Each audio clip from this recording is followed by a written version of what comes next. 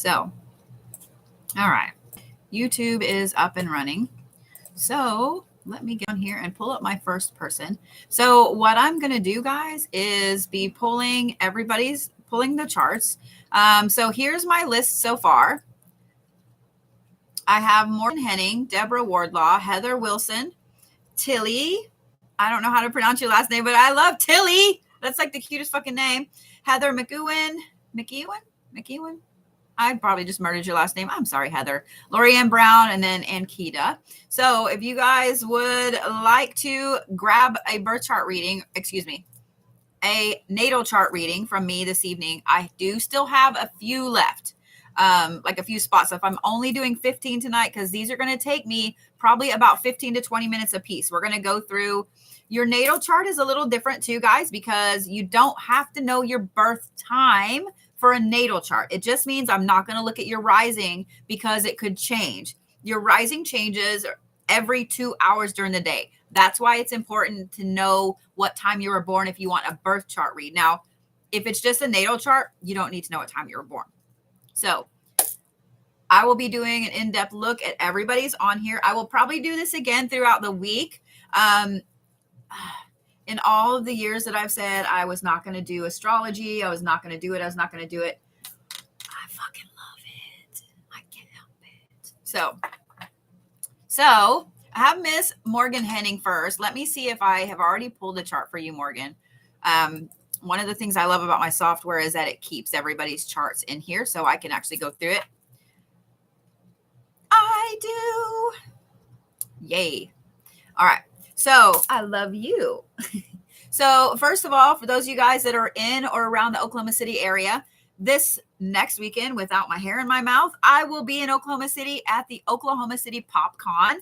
Please make sure you come out and see me. There's going to be some really, really cool celebs there to come, get autographs from, hang out with. I'm a hugger. Come take a picture, get a free hug.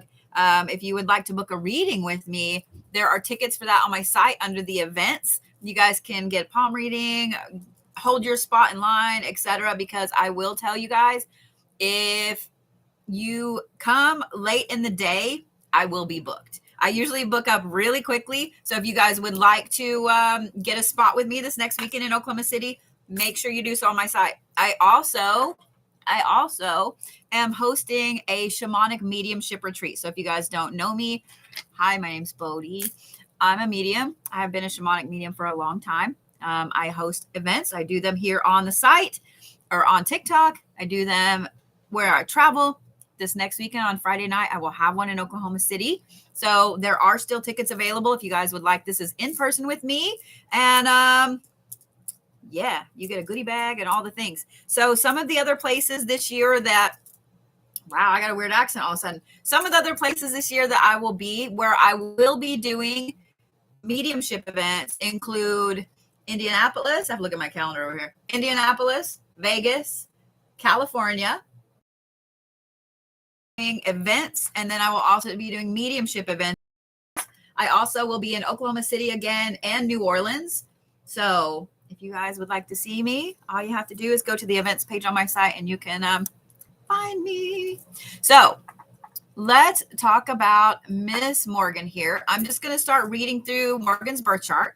We're going to go through all of the different planetary placements when you were born, what they affect. Pull up my notes here. Here we go.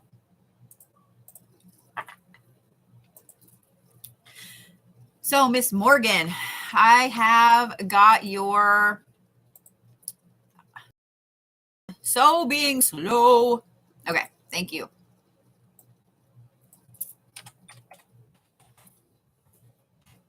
Morgan, yes. Son of a bitch. Y'all, I don't know what's up with the internet lately, but I'm kind of over this bullshit. I don't know about y'all, but I'm kind of over the bullshit. I'm just saying. All right, Miss Morgan. So like I said, guys, I will not be showing the charts just because the way that I'm reading them, you will see someone's personal information, and I don't want to give that out on here. So let me see if I can put a comment on here.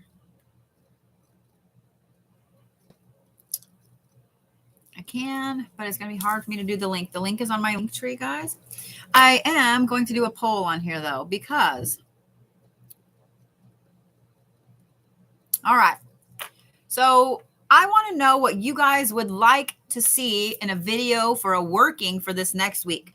Okay. So red will be if you would like to see how to bring someone back into your life.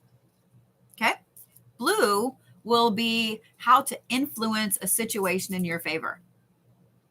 There you go. Red is bringing someone back into your life. Blue is how to influence a situation in your favor. So go. Because I'm on the fence about doing both of them. So I want to know what you guys want to see first. So influence a situation in your favor can literally work for anything. Bringing someone back into your life is not something I personally would recommend, but I'm happy to show you guys how to do it safely. Oh my God, the blue is like, come on. Y'all really trying to influence some shit. Look at you.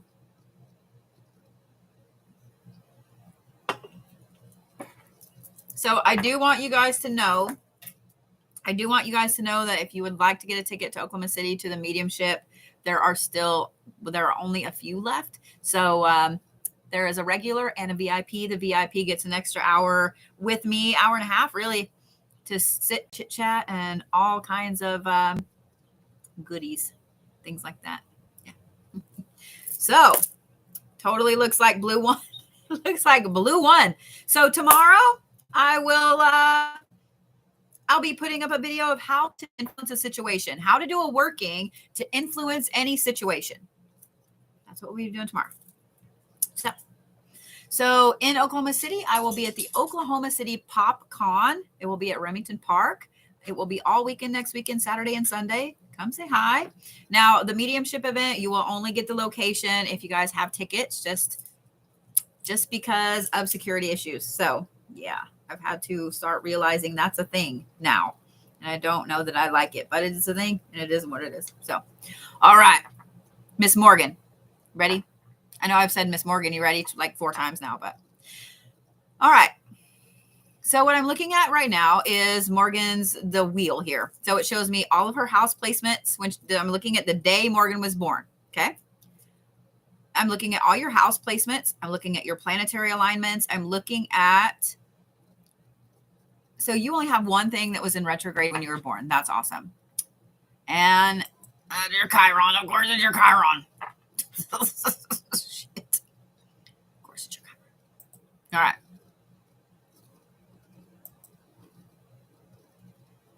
So you're almost a cusp, aren't you? Okay. You're like 2 days. Yeah, you are. You're like barely over the Libra phase. Okay. I mean, under the Scorpio. I'm on crack. Don't listen to me. So being that you're so close to that Scorpio Libra line and that you're on, so here's what's weird, guys. Okay. When you're a cusp, say like with Miss Morgan here, her birthday is the 22nd and she's still on the Libra side versus the Scorpio side. I lied. Yes. Words. I can words.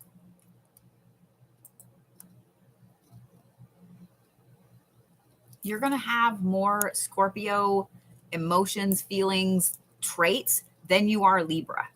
So if you guys say Morgan was born like the 24th or the 25th, so she's on the Scorpio side, she's going to have more Libra emotions, feelings, etc. Does that make sense? It's weird how cusps work. It's just like backwards. Y'all are going to have to, people are moving in across the street and yeah. I did not get a new Instagram, guys. I have been bombarded over the last couple of days with this new person on Instagram who is pretending to be me. What's funny is they're using the links that send people back to my page. It's not me. Guys, I'm never going to reach out to you for a reading. Ever. I barely have time to reach out to myself for a reading. So, yeah. All right, Miss Morgan. So it's kind of interesting to me that your Sun and your Venus are both Libra. You are all the emotional bag of feels, aren't you? So, okay. Not only are you all the emotional bag of feels, but okay. You are not somebody I want to argue with. Being an emotional bag of feels, you also have your Mercury, which is your communication, and it's in Scorpio, meaning that you have a no holds barred approach to your communication. If you're going to say something, you're going to say something, and you don't really care how it comes out or who says what. Thank you for all the gifts, guys. So your Saturn is also in Scorpio.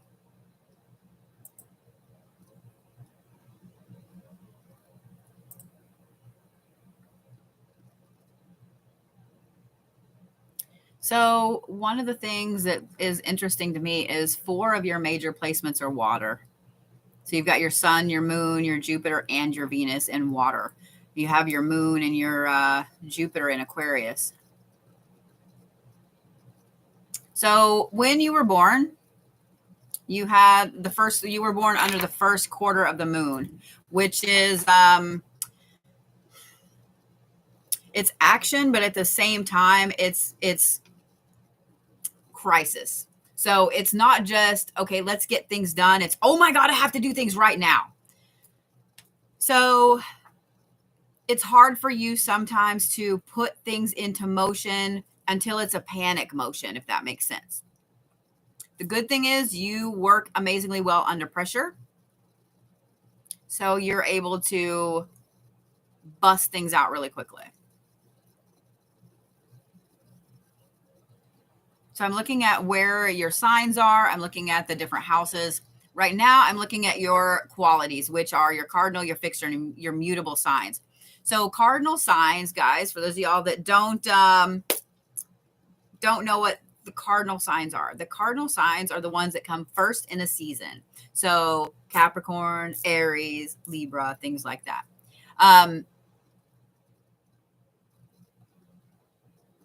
Those are the ones that are very ambitious. They rush forward. They move quickly on things. If they have an idea, they act on it. That is your let's do the thing.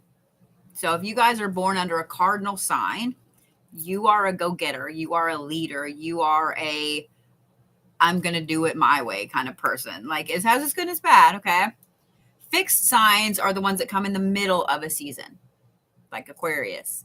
You guys are the ones that are very determined. You follow through, like you will nag the shit out of somebody to get something done. You are very determined. You're very productive. Those fixed signs are the ones in the middle that they get stuff done. So most of Morgan's chart, almost half of your chart, Morgan, is cardinal signs, which means you rush forward, you do the things like you don't like to wait. If you want to do something, you want to do it now. You don't like to wait. A third of it is fixed. So the good thing is you actually have a pretty good follow through with a lot of stuff, but you tend to fall off in some areas. And we're going to look at where here in a second. And then your mutable signs, this is what comes at the end of the season. Okay. So this would be like Sagittarius. Okay. These are the ones that are very versatile. They're very flexible. They're used to cleaning up the mess of other people, basically. So where you have the cardinal signs that come in and they're the idea person, here's what this has to happen. Let's rush forward. Then you have the fixed signs that are the people that are like, okay, I see your idea. I see how you want to rush forward. Here's what we need to do. Bam, bam, bam, bam. Then you have the mutable signs that come in and they're like, okay, this is almost done. Let me jump in and fix all these little pieces that got lost along the way, and bam. So it's nice to see when someone has a very, I lost my words, a very even keel on all of those three. Morgan has almost half of her chart as a cardinal sign, so she's more of a leader. Let's do this, all the ideas. So I would bet, Morgan, that you probably start a lot of things. You don't always finish a lot of things. So have a manager business. Yeah. So As far as your elements go, let's talk about your elements. Remember, I already pointed out I'm having weird things going on with my words tonight, guys. So excuse all these weird accents coming out of my face. You got to love epilepsy. So I already pointed out that you have a ton of air signs, air placements. 40% of your chart, 40%, almost half is air. Air is somebody that's very intellectual. They process information very logically. Like, you need to see things happen logically. I need words. I need communication. I need a logical step of this is how all these things go. You also share ideas wordy. Like, you need communication, which is why I think it's funny that your communication planet is in Scorpio. Okay, anyway. Your next one is water. That's about 27% of your chart.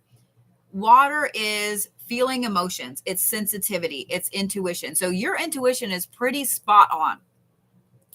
This is what I would have been worried about, but I'm glad to see this part. The next biggest part is 20%, and that's earth. So it means that you are very grounded. It means you're very practical. It means you try to be very, very productive, and you kind of get frustrated when things aren't being productive. Then you have 13%, which is the smallest part, which is your fire. Now, there's good and bad in that. When someone has a lot of fire in their chart, they can be overly enthusiastic. When they have a little bit of fire in their chart, they don't have any drive. Yours is, I would say, about perfect into where everything is.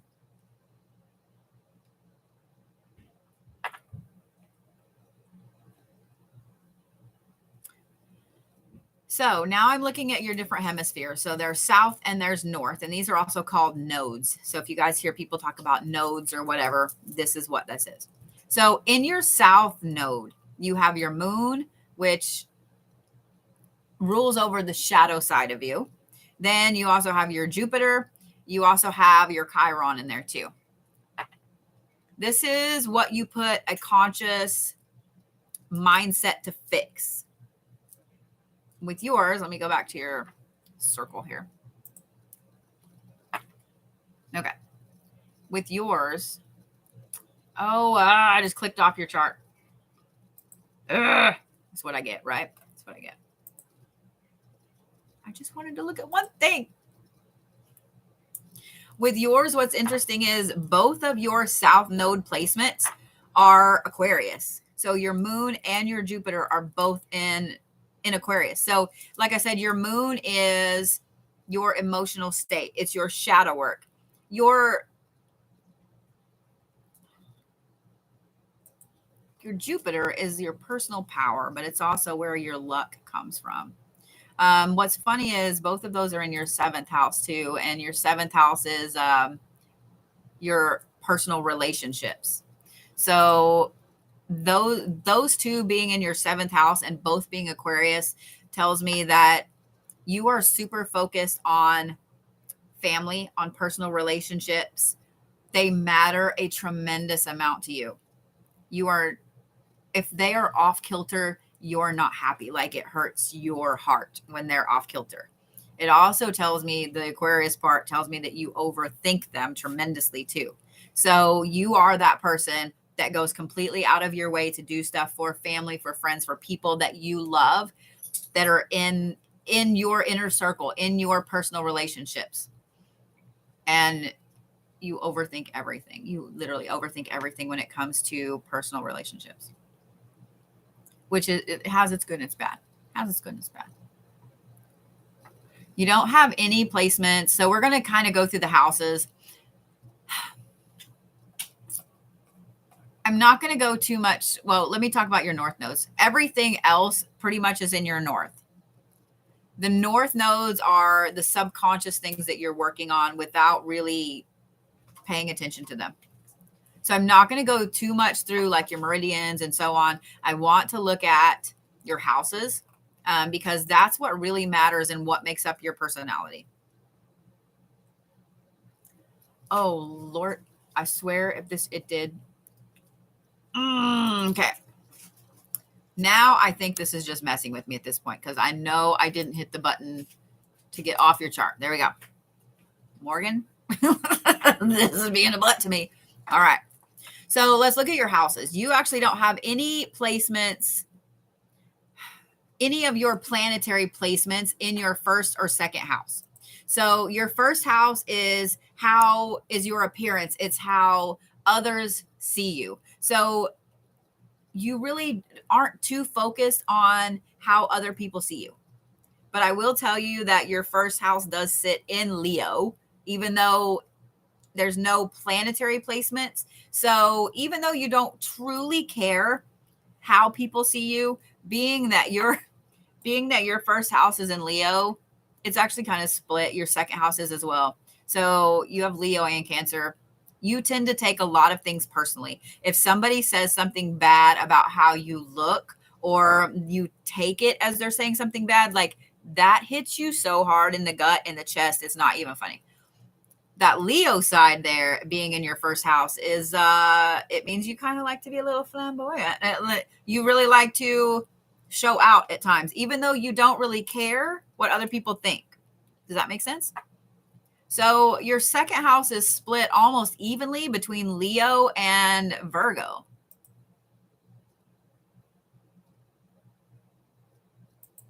You so fight with yourself on money, it's not even funny. Because your house being split there, Leos love to spend. Leos love to be flashy and they love to spend money on people, but Virgos love to save and they love to plan and so on. So you literally like fight with yourself. Like I would bet part of the time you are like save, do this, plan. And other times you're like, I do need 6 pairs of shoes today. Like you literally butt heads with yourself. It's so funny. But being that it's evenly split, I would say that I would bet that, especially business wise, it's actually a little more onto the Leo side than it. That's what I was looking at. It's a little more onto the Leo than it is the Virgo. I gotta quit talking so fast and catch my breath. I would bet that work wise, you're more Virgo. Home wise, you're more Leo. So with your third house, this is actually where your Mars sits, and it sits in Virgo. Mars is your passion planet. Mars is not only passion and sex and love, it is energy and drive. So being that your Mars sits in your third house, you are all about learning. You're all about communication. You're all about networking. Like you are that person that can fit in anywhere with anybody.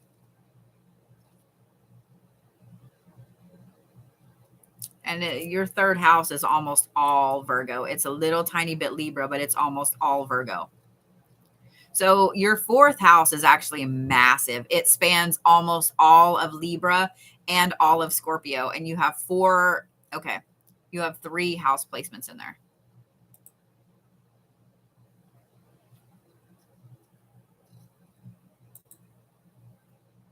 Yeah, you have 4 house placements in there. Okay. So your fourth house is your emotions. It's you nurturing other people. And let me look here. So your fourth and your 10th houses are your biggest ones. They're the ones that affect you the most. Your fourth house is the one that affects you more than the 10th. So if you had to rank how the houses affect you, your fourth one affects you more, and then your 10th. The fourth one affects you more because you have 4 planetary placements in it. Thank you for the corgi butt. So your fourth one, like I said, it's your emotions, it's your home, it's your foundation. It is you. It's you. It's your happy place. So not only is your sun there, but your Venus, your Mercury. Oh, Lord. Oh, Lord. Okay. So let me make sure I don't click out of the wrong chart. I'm using 2 different charts, so I'm going back and forth. So thank you, love. It's funny that this lines up with your 7th house and where your moon and your Jupiter are. You are really, really family oriented. You are family focused. You are an amazing friend to have. And I would bet that your kids and your husband, anybody that's around you at all that you love is spoiled. I would bet you spoil them. Hardcore spoil them. So yeah, you spoil them. Now, your Venus is in your Libra, and we already talked about that a little bit. So you're super passionate, super emotional, especially when it comes to love. Your Mercury, while it's in your 4th house as well, it is in Scorpio. So, yeah, you spoil everybody. You literally spoil everybody. So let's talk about your 5th house, because you have a couple of different things here. You have your Saturn and your Neptune here.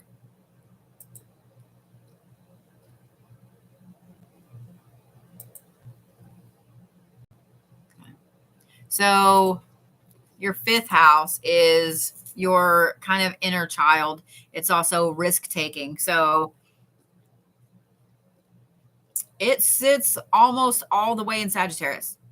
It's almost all the way in Sagittarius. Whew, which means that you really, you have humor as a trauma response. You love to joke about things. You also, you don't take a ton of risks, but you do tend to gloss over things because your Neptune is there. Your Neptune is your planet of illusion, guys. So when that's in the 5th house, which is where your risk taking is, it means you tend to gloss over red flags sometimes. Thank you, Miss Alexis. So especially when it comes to people you care about, you gloss over that. You're just like, there's a whole fuck ton of red flags there. I'm just going to gloss over that. I don't see it. La, la, la. So yeah, you kind of gloss over that.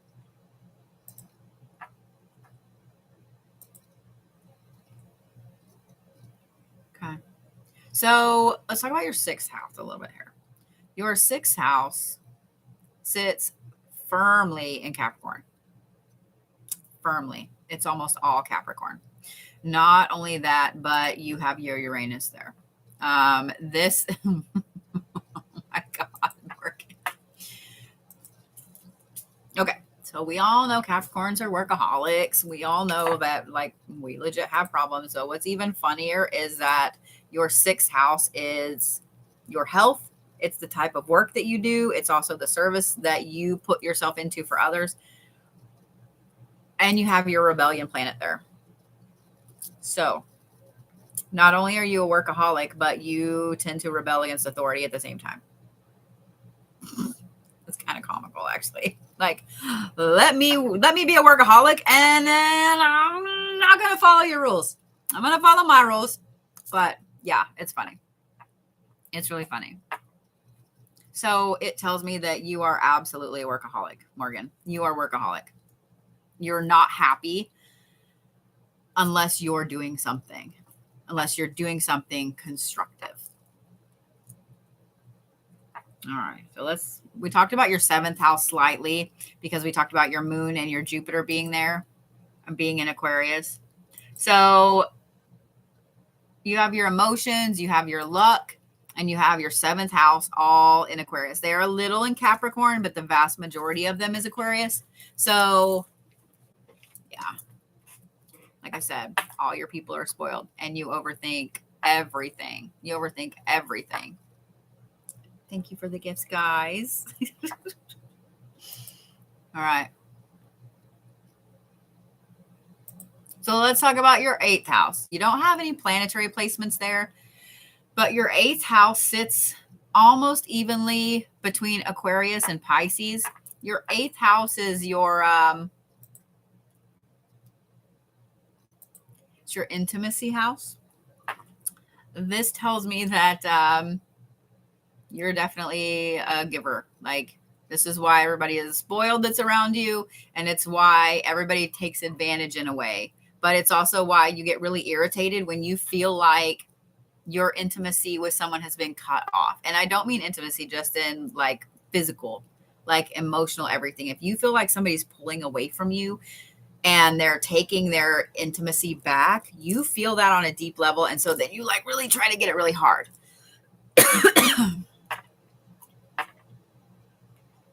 So 9th house. your ninth house sits almost all the way in Pisces. It's got a tiny bit of Aries, but for the majority, it's in Pisces. Your ninth house, it represents something really interesting. It represents how you view education. It represents your travel, how you like to travel. It also represents your belief system.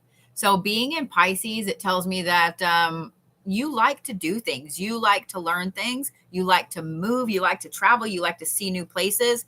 It also tells me that you like to think differently. I would bet that throughout your life, you have changed your belief system a lot. As you learn things, especially because you have all that logic down there, as you learn things, you're constantly striving to learn things, you keep adding and changing your belief system.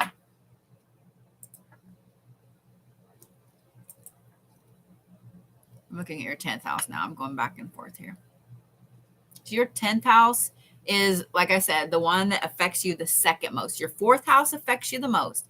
Your 2nd house affects you the second most because that thing is humongous. You just don't have any planetary placements there. What's funny is this is your public self, your career.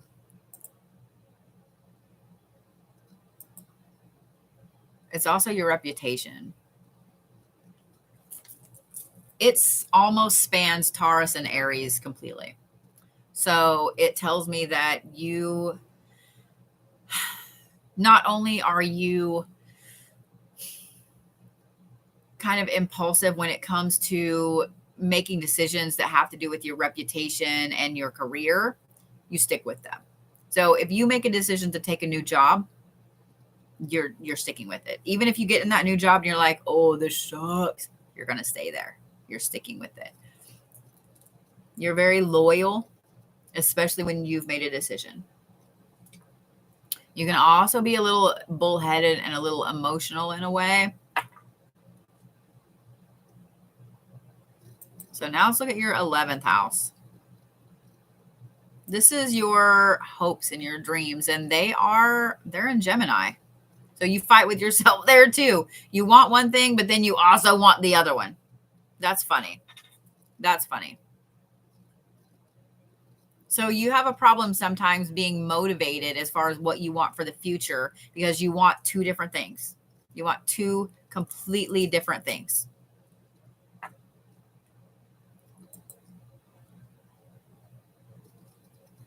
Now, here's the one that's really going to get you, Morgan. Your 12th house. 12th house is not only your hidden emotions, but it's where your past life karma sits, and it's almost all in Cancer. It's almost all in Cancer, which means that you're probably having a hard time dealing with some past life karma in this life because you've tried to block it out. It's like you block it out and then you deal with it all at once, and then you block it out and then you deal with it all at once. So that's one area where you're definitely going to have to work on things, is making sure that that's a little more even. But that being almost all in Cancer, it's going to be almost impossible. It's going to be almost impossible. So I would say that you're going to be back here for at least another round or two, because there's just going to be things in this life that you don't finish. You don't finish. So I do love that your chart is this awesome diamond that points right up toward your Chiron. So your Chiron is also in retrograde when you were born.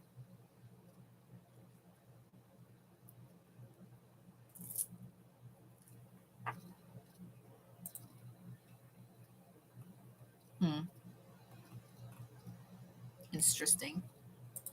So Ms. Morgan, is there any questions that you have about all of that aside from, I love that. That's crazy accurate.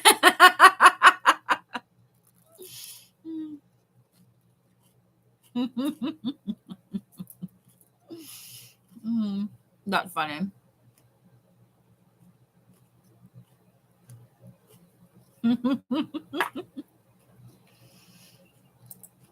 So let me look at my list, guys.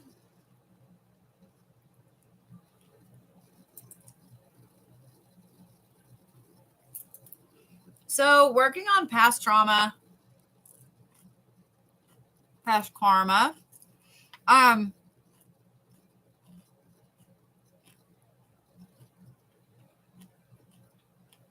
Sorry, I was looking at something.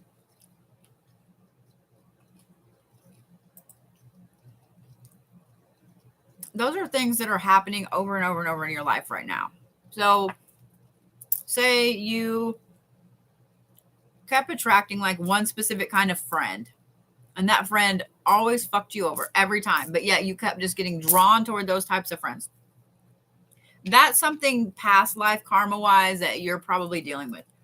If you have one person that's doing this over and over and over, you keep allowing them back into your life because you have to set that boundary instead of letting them walk all over you. That's also a past life karma that you have to deal with. Everybody has something different. Does that make sense? Everybody has something different. You're welcome, Test Fish. So next, I have Miss Deborah Wardlaw. And I don't think I have pulled your chart before, love, so let me look. No. So I get to put everything in all brand new, shiny, squeaky clean.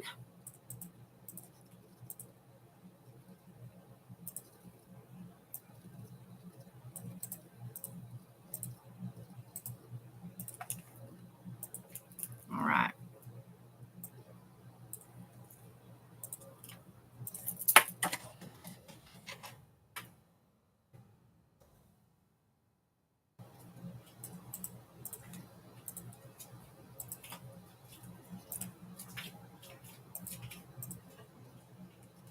All right, Miss Deborah. Oh my gosh. This is a time when I actually wish that I was showing you guys the charts on here, because Morgan's is this beautiful diamond, right? Like the bottom is really little, but the top is really big. It's like that, and it sits like this. Deborah's is almost the exact same fucking shape, except it doesn't have a lot of the stuff at the bottom Morgan's does, but her points up a little bit. But yours points to your Chiron as well, and your Chiron is also in reverse or in retrograde when you were born. So was your Saturn. Okay. You were born under a Saturn. Oh, so you were born under a Saturn retrograde, which tells me that this summer is hitting you hard. This Saturn retrograde, summer's hit you hard. A lot of shit happens to you during Saturn retrogrades. But the thing is, with yours, I would bet you probably have good luck during the Saturn retrogrades. Yeah, words are hard for Mandy today. Words are hard for Mandy today. It is what it is, right? All right. Let me look at Miss Deborah here.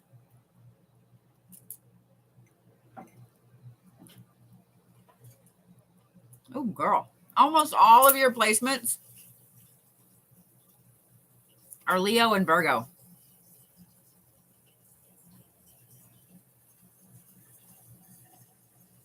Oh, your Mars and your Venus are in Leo.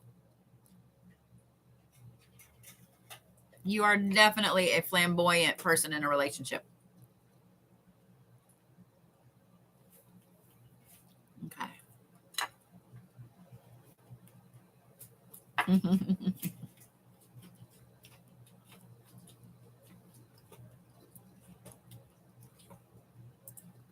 So, Miss Deborah,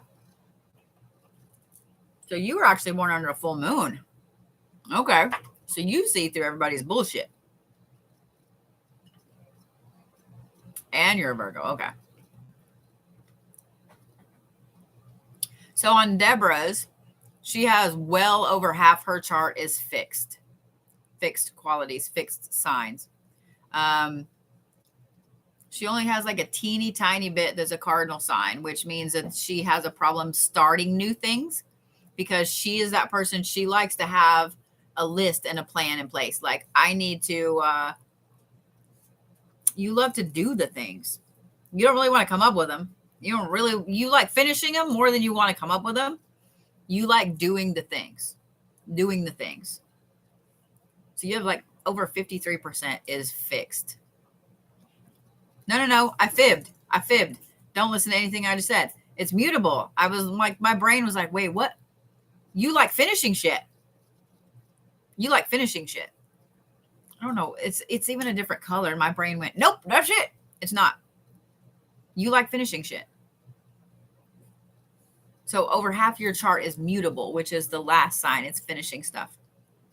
You're also super versatile, which means that you can pick up the remnants of anything and make something cool out of it. A third of your chart is fixed. You still like doing the things, but you like finishing the things. You like marking things off the list. You don't really care about having the list. You want to mark the things off the list. But you still, like I said, you only have like 13% is cardinal, which means that you sometimes have a problem starting things. So you're definitely a closer. Ooh, over a third of your chart is fire, which means you set boundaries and you close things and you cut people off like boom. Then the other two main parts of your chart are a little over 26% is your earth and your water. So you're super grounded, you're very practical, you're very productive, but you also really trust your intuition. You're very balanced with your emotions, with your grounding, etc. Like you're very balanced with it. Your air is the smallest here, and it's at 13%, which you're more of a physical person. You like to physically do things, physically see things happen, physically make things versus being that idea, that abstract person.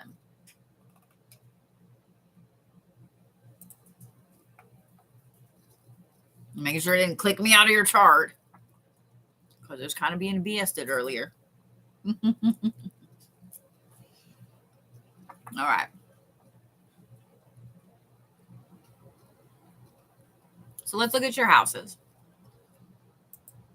So your first house is how you appear to others, how you like to appear to others. It's kind of what you project to everyone. So what's funny about this, aside from the fact that I'm eating pepperoni, sorry, is that's in Gemini. It's almost all in Gemini for you. So I'm looking at some of your other like, okay. With your first house being almost all in Gemini, you really tend to fight with how you want people to see you. You're that person, you want to be loved and feared at the same time.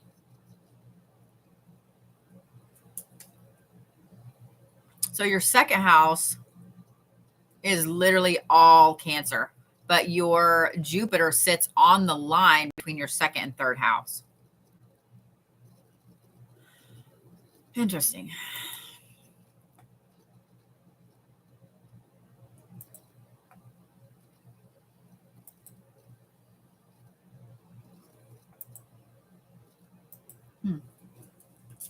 Being that your Jupiter is your house of luck and personal power, and it sits on the line of your second and third house, you're a lucky person. You're just a lucky person. I would bet that there's a lot of times where you just skirt by and people are like, how the hell did you do that? How the hell did you manage to pull that out of this? How did, you're that person that in a big old car accident pile up, you just skate by the skin of your teeth like nothing touches you. It's crazy. You are definitely a lucky person. Being that your second house is all in Cancer,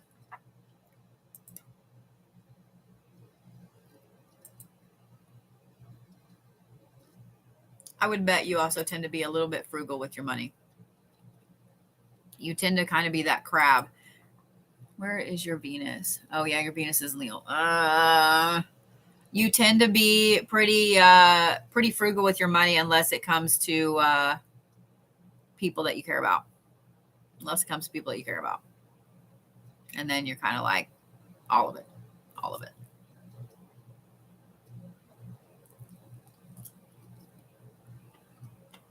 So I see some of you guys are asking about the Blue Lotus.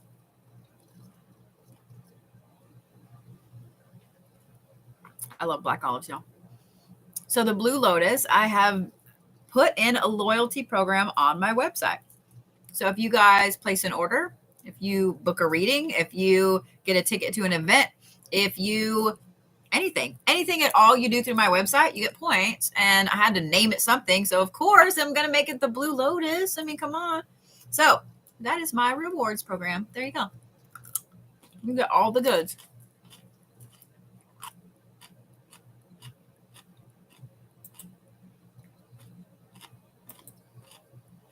So, Miss Deborah, your third house sits almost all in Leo. There's a tiny bit in Cancer, but it's almost all in Leo.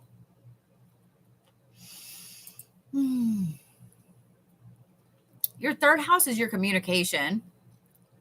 It sits in Leo, and your Mars is there, meaning, oh, and here's what's even funnier, because what I was about to say, this makes it even funnier. Your Mercury, which is your communication planet, is in Virgo. It means that people better communicate with you no matter what. And you are very, very, they're going to listen to you whether they like it or not. Like, you are that person. If you want to talk, you're going to talk. You won't take no for an answer. But at the same time, if you don't want to talk, like, you're very, very like, this is how I communicate. If I don't want to talk to you, I am not fucking talking to you. But guess what? If I want to talk, we're talking about all the things. However, I do love that your Mars and that third house are almost all in Leo, because I would bet you can have some of the most fantastical, amazing conversations. You love to talk to people, especially about topics that you care about. And I know everybody is like that, but no. You have a Mars and your third house in Leo, which is a very flamboyant sign. It means that you probably talk with your hands a lot. It means that you love to be big with your conversations. That's the best way to put it. You love to be big with your conversations.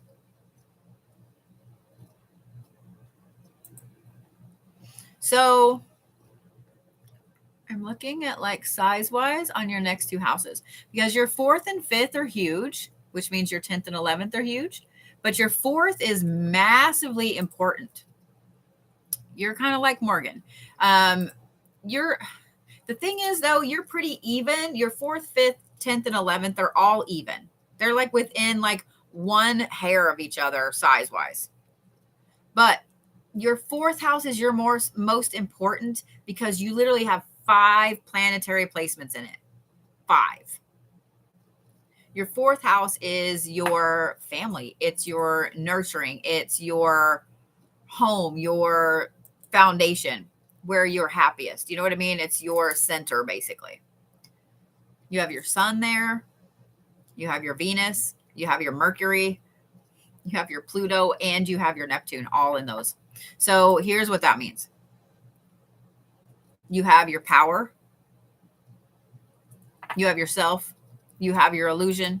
You have your love. And you have your communication. 4 of those are Virgo. The only one that's not Virgo is your Venus, which means your Venus is in Leo. It's very, very flamboyant and lovey-dovey. Like you're very outward with your love. Those other ones all being in Virgo tells me that you're I do love that your Neptune is there, because it tells me you don't really look through red flags too much on people. You don't allow illusion to really get pulled over on you. You see through people's bullshits. People's bullshit. There we go. I like that your Pluto is there too, because that's a lot of personal power. So your fourth house really rules who you are and how you move forward. Your center, your safe place is vital. It's very important to you. And I would bet if anybody threatens that, like you let go all of that Mars Leo on them. So your fifth house spans all of your Libra, tiny bit of Scorpio, tiny bit of Virgo. There's no planetary placements in there, but this is your creativity, your risk taking. So you're actually a super creative person. You can really wrap your head around things. This also helps you with all of those end placements where you're tying up loose ends.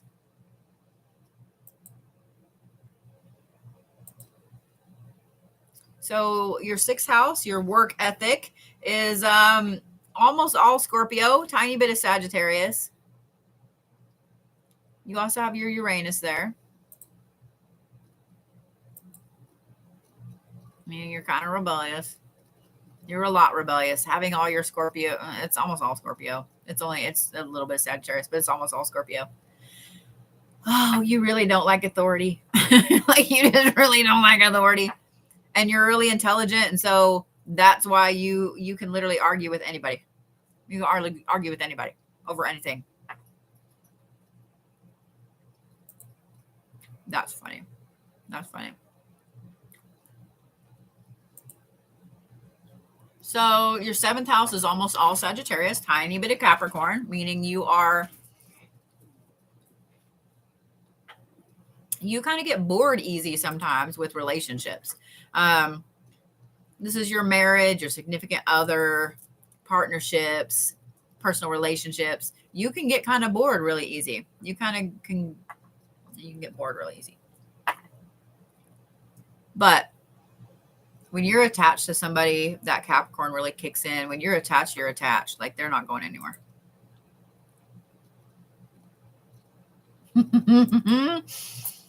So your eighth house is all Capricorn. All Capricorn.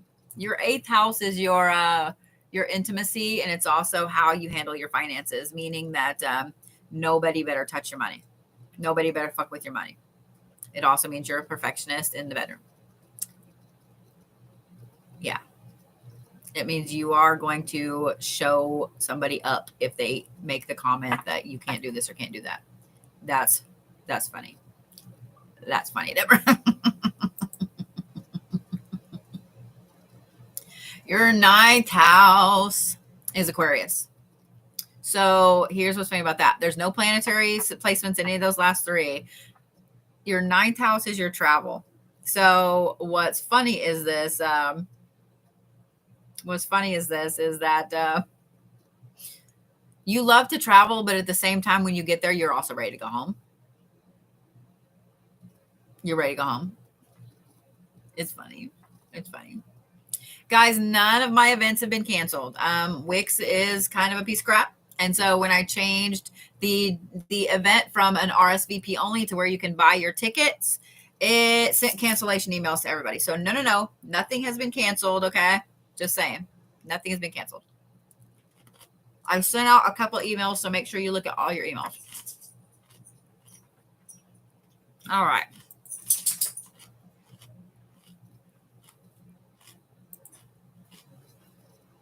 So your 10th and 11th house, Miss Deborah, are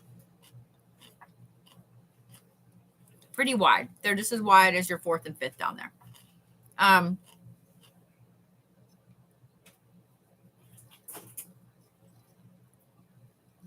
Your 10th is almost all Pisces. Little Aquarius. Well, actually about half Aquarius. Halfway through the Aquarius. Let me say it that way, because it's almost all Pisces. So your 10th house in particular is your career, how you view things, how you move forward in life, work-wise. Being that you have your work ethic in Sagittarius in Scorpio, both of those being in water, you really trust your gut and follow your emotions on things with work. I know I hate that sound too. It just like goes right through my brain like an ice pick. Your 11th house is your other big one. This is your hopes and wishes and going forward. This is where your moon sits. It's also where your Saturn sits, is in your 11th house. It spans all of your Aries, a little bit of Pisces, and a little bit of Taurus, which means that you tend to rush forward on things that you're really hopeful with because your moon sits there as well. Like you really rush forward with stuff. You really rush forward with stuff emotionally. So I would bet you're that person that sometimes you catch yourself jumping into friendships, relationships, etc.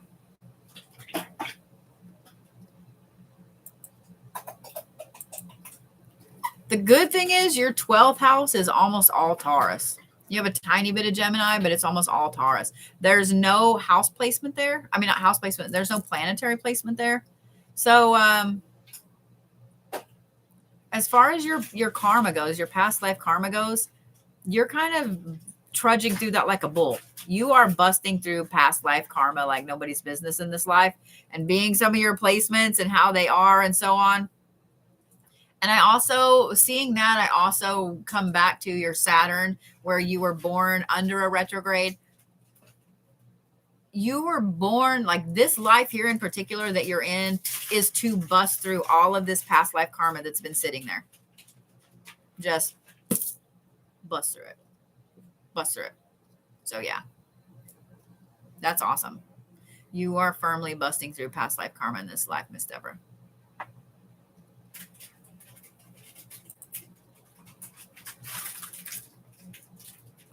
I need to start talking faster or something. Otherwise, we're going to be here all night. All right, Miss Heather Wilson. Let's see if I've got you in my charts. Yeah, that's a good thing to be busting through all of that karma.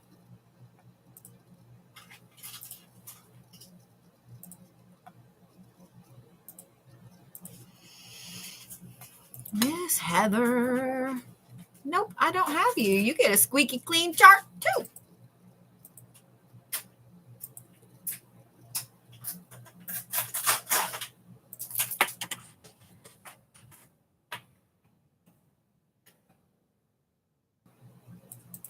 So if you guys are on my list for this evening, like I said, I'm only doing 15. If you guys are on my list for this evening and you have to go, don't stress. I have them on YouTube. If I have to tap out later, or if we get to going too far and suddenly it's 1 a.m. and I'm like, oh, damn, bitches, I got to go to bed, I will put them on YouTube. Don't worry about it. So what I will do on YouTube too, just in case, just because this happened the other day, I don't think it's going to happen tonight. I'm just saying. But I will go through and I will put the readings of who I did on that YouTube. So that way, if you guys can go on there and you don't see your name, then you know it's on the next one. Does that make sense? I should go back and do that for the other ones, but I don't have time. All right, Miss Heather. Dang.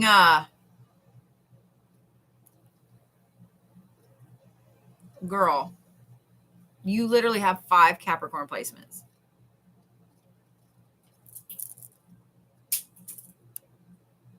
And then you have 2 in Aquarius. You are so stubborn. It's not even funny. It's not even funny. You have yourself and your communication are in Aquarius. Then you have your Venus, your Saturn, your Mars, your Neptune, and your Uranus. And your Uranus in Capricorn.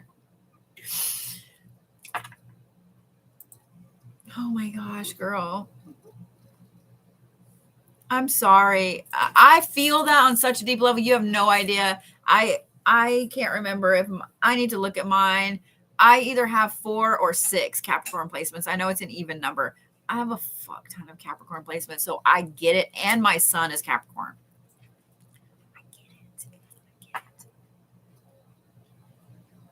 I get it. So not only does no one pull anything over on you, you are also a perfectionist when it comes to your love life. You want what you want, and that's it. You're not going to settle for anything less. You're also busting through. You're also busting through some karma. You are also. You guys do not tell Heather what she cannot do. I'm just saying. I'm just saying, because her Uranus is in there, and if you say, oh, you can't do that or you won't do that, that's the first fucking thing she's going to do. Like, she's literally going to turn and go, watch me do it. That's what's going to happen. That's what's going to happen. Oh, Lord. And then you have your moon in Libra. So your emotions are in Libra. Baby.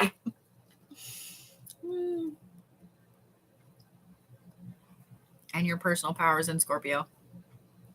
Okay. It's funny. It's funny. I'm just saying. All right. All right. Let's look at these houses. Let's look at these things. Okay. Interesting. So you were born under the waning moon, which is you always feel the need to do something. You always feel the need to make your intentions very known. Okay. Ooh. You have right just a tiny bit over half of your placements are cardinal. The other half are fixed. You don't have any mutable signs, meaning you not only are stubborn as hell, but you hate change. Like you literally hate change. You hate it. There's no mutable signs in your chart at all. You are super ambitious, you're super driven, you're super productive, you follow through with everything, like you're just a work horse. And you have all of this earth in there too, meaning you're very practical, you're very logical, you're very analytical. You have a tiny bit of fire. You really are a mega communicator. I would bet that you get told a lot that you're long-winded, that you talk too much, because you feel you have this need to over communicate. Like you have to. If you don't feel like somebody's understanding you, you're going to continue to talk until they do. That's, you are probably one of the, I think you're the first person that I've come across in doing these well, on this site. I say this site, on this program that I'm using, that's half and half, or that doesn't have a third sign. That's funny. That's funny. Good Lord, girl. Okay. All right. Okay. So I'm kind of curious what you do for a living, because hang on. I bet I can guess at least the area.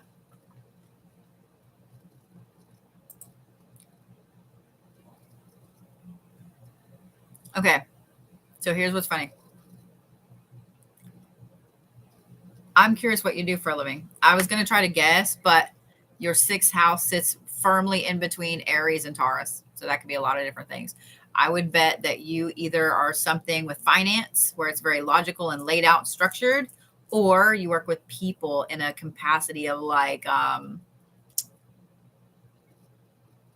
therapy, counseling, service, things like that. So yeah. What am I refreshing?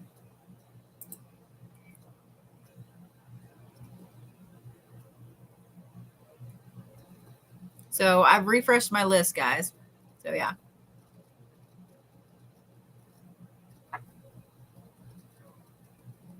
A hospice nurse.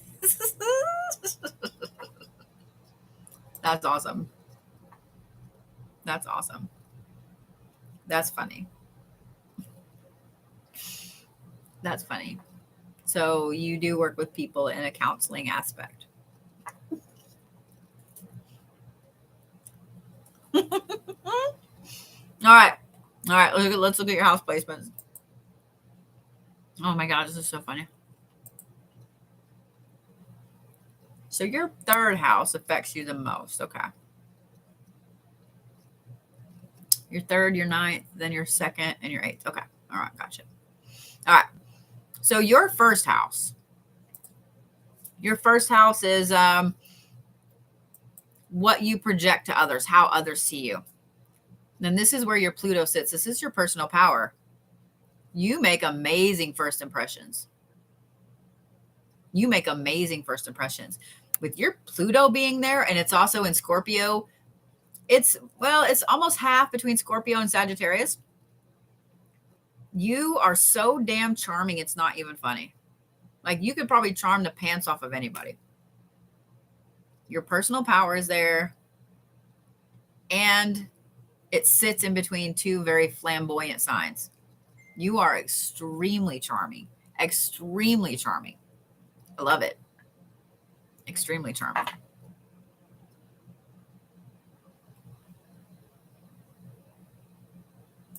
So in your second house, this is where your finances, your spending habits are. Most of it's in Sagittarius, and then you have a tiny bit in Virgo. But you also have your Neptune there. The good thing is your Neptune's in Virgo, because I was like, oh no, because your Neptune is your planet of illusions. It's what you will gloss over. So there's a lot of times I would bet you go, I've got $5. And I know that I need to save that $5 for gas, but technically I could go home and I don't have to go here tomorrow. So I could use that $5 to go to Starbucks. Like, you're that person, like, you rationalize and you kind of overlook some things, but then you get mad at yourself almost instantly when you do those things. It's funny. So your third house is your learning and your communication. And what's cool about this is that your Mercury sits here as well, which is your communication. Your third house affects you the most. It's the biggest. Well, your third and your ninth are the biggest, but your third has 5 placements in it. Has 5 placements in it.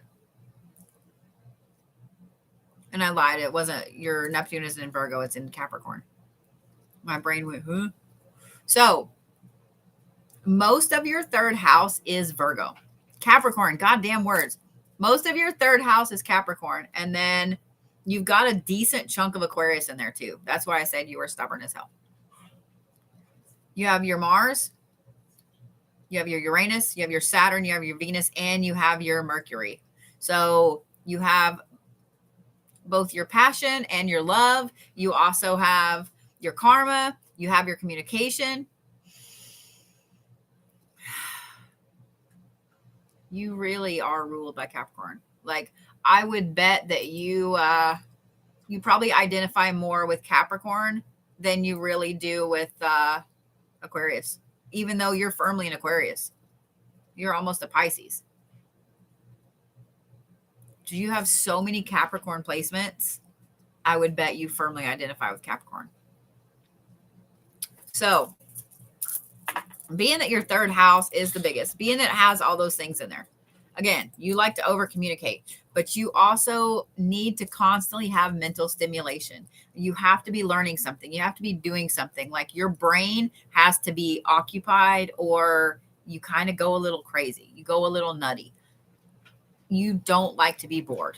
Like, you cannot be bored. If you're bored, you're going to find, like, you're going to be in there, like, cleaning the walls with a toothbrush. Like, that's what happens when you get bored. Like, you just refuse to allow yourself to be bored. And I would bet that it actually drives people crazy sometimes. You rabbit hole with learning. Yeah. Yeah, I can see where I would bet you probably have OCD too, don't you? Because having ADHD with all of these Capricorn placements, there's no way you don't have OCD. I'm sorry. There's no way you don't have OCD. Even if you didn't have anything else, seeing all of those Capricorn placements, guarantee you. So your fourth house is your emotions, your home. It's your happy place. That's where your sun sits. It's the majority of it is Pisces and a little bit of Aquarius. So you're very dramatic about your emotions and your home and yourself. And I say dramatic, but it's more in a good way. Like, you're dramatic may not be the right word, but neither is flamboyant. That's what you like to spoil about yourself. Like, you're very particular about where you live, about the things you buy, about what's in your home. You probably have specific types of pillows, of clothing, of blankets, of towels. Like, you have specific things that you buy, and you don't stray from those things. You don't stray from those things. So, hey guys, calm down slightly. I see the comments, all the comments. Y'all gonna make my mods go crazy. So if you guys sign up for the Blue Lotus and you get the reward points, when you sign up, there's a whole list of things that you can spend your points on. So I just implemented this today. My mods they haven't messed with it yet too much. So don't stress them out, okay? Because I love them and I don't want to lose them. So don't stress my mods out. Don't stress my mods out. All right. So your fifth house is firmly in between Pisces, and Aries. This is your creativity and your risk taking, which means that you really like to rush forward into things because you have Aries.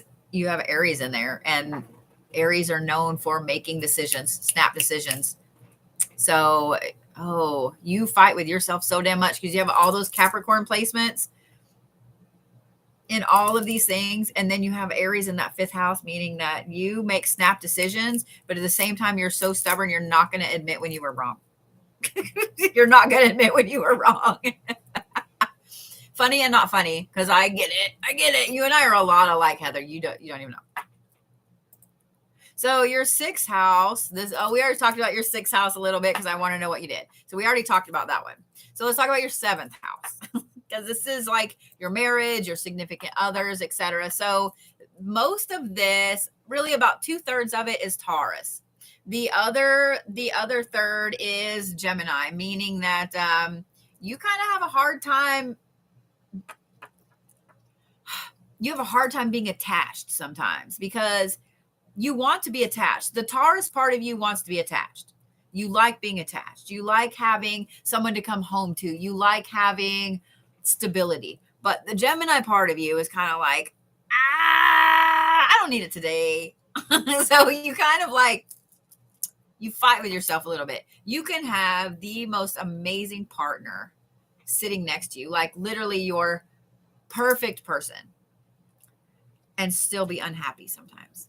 Not all the time, but sometimes. Does that make sense? Still be unhappy sometimes. So your 8th house, your 8th house sits, I'm like tilting my head, even though I don't need to tilt my head. I don't know why. Your 8th house is your intimacy. It's your, yeah. The majority of it is in Gemini. About 2/3 of it is Gemini. The other third is Cancer, meaning that you also have your Jupiter there.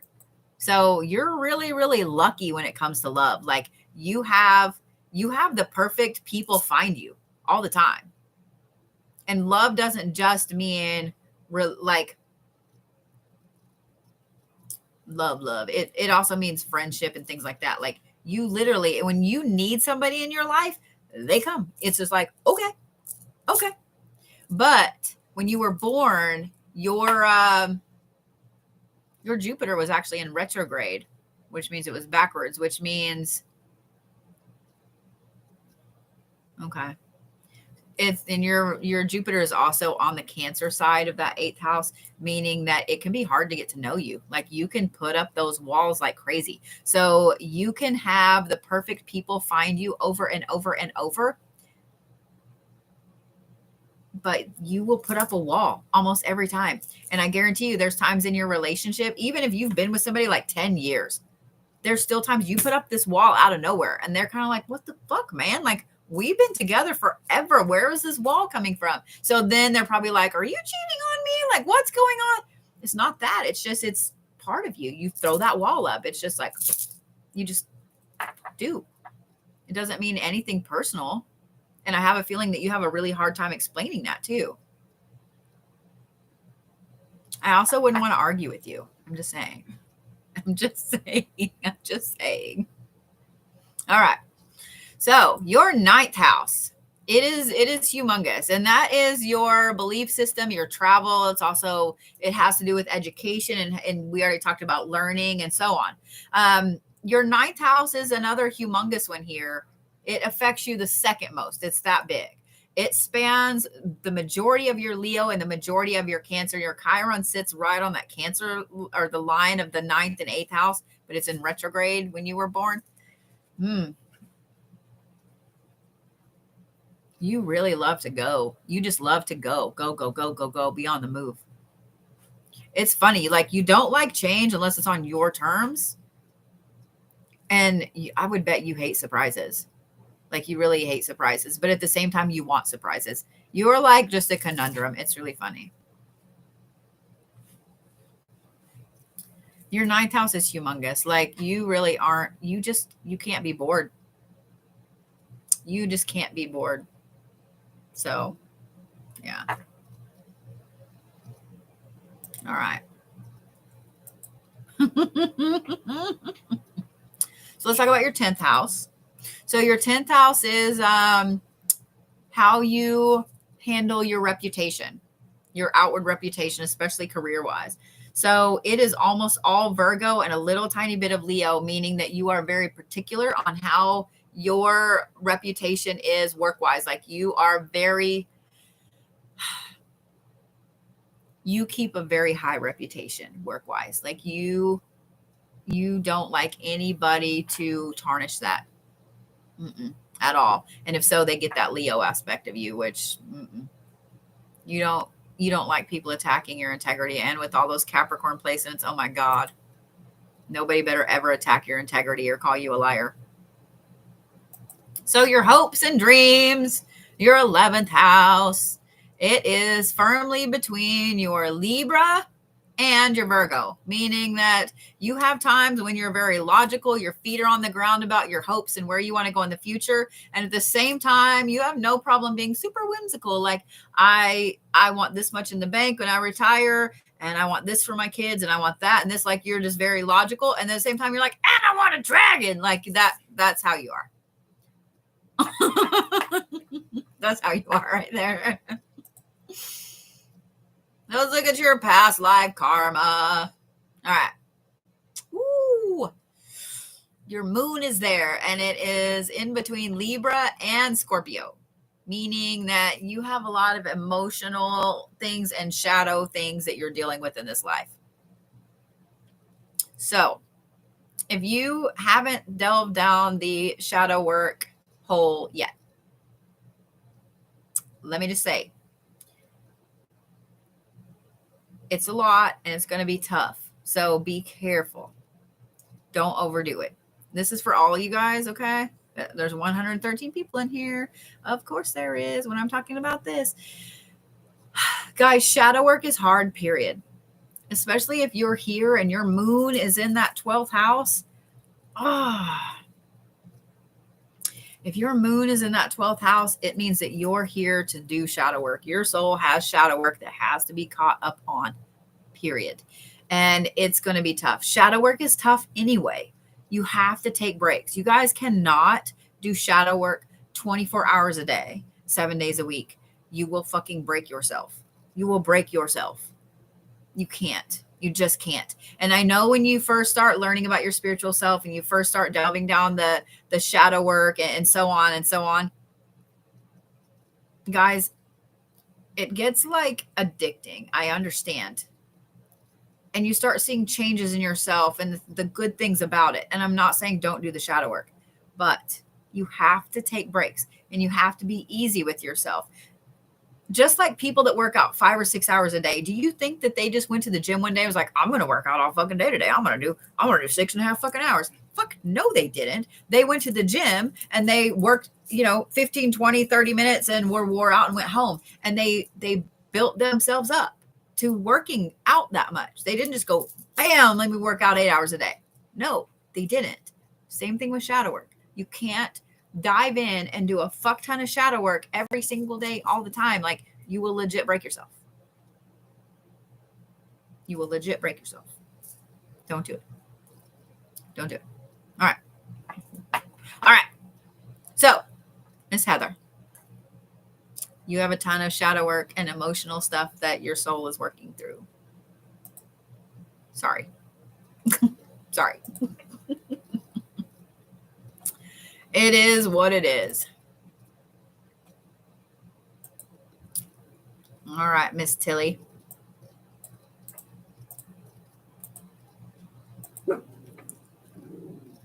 So it looks like these are taking me about 30 minutes to get through a piece, guys, just so you know.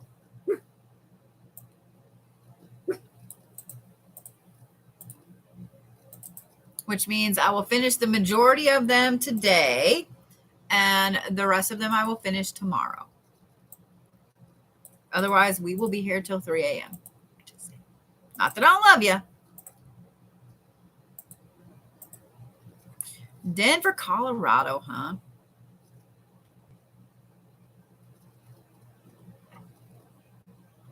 Wow, Miss Tilly. So, see, this is another time I wish I was showing you guys this, but I don't want to show your personal information. Your transit chart is really pretty. And in the very middle is this humongous red arrow pointing straight up to your Jupiter, which was in retrograde when you were born, meaning that until Jupiter is in retrograde, so when Jupiter is in retrograde, it's an amazing thing for you. That's the time that your luck is the highest. That's the time that things work the most for you. In fact, it was at 44 degrees. Like, oh my God. It's also in your 10th house. Okay. When Jupiter is in retrograde for you, that is the time you want to make career moves. Jupiter in retrograde for you is a fucking fantastically lucky time as far as finances and work go, because it's in your 10th house. It's directly in the middle of your 10th house. And I mean, the numbers and the fact that that arrow is there. So girl, when Jupiter in retrograde is like your high time, like that's your high time. Okay. I'm like, damn. It's also right in between. Well, the vast majority of it is Pisces, and you have a tiny bit of Aquarius and then a decent size of Aries. So it's also the time when you trust your gut, you know exactly what decisions need to be made. Okay. Got you. And you're a Virgo, which means you overthink everything. Cool.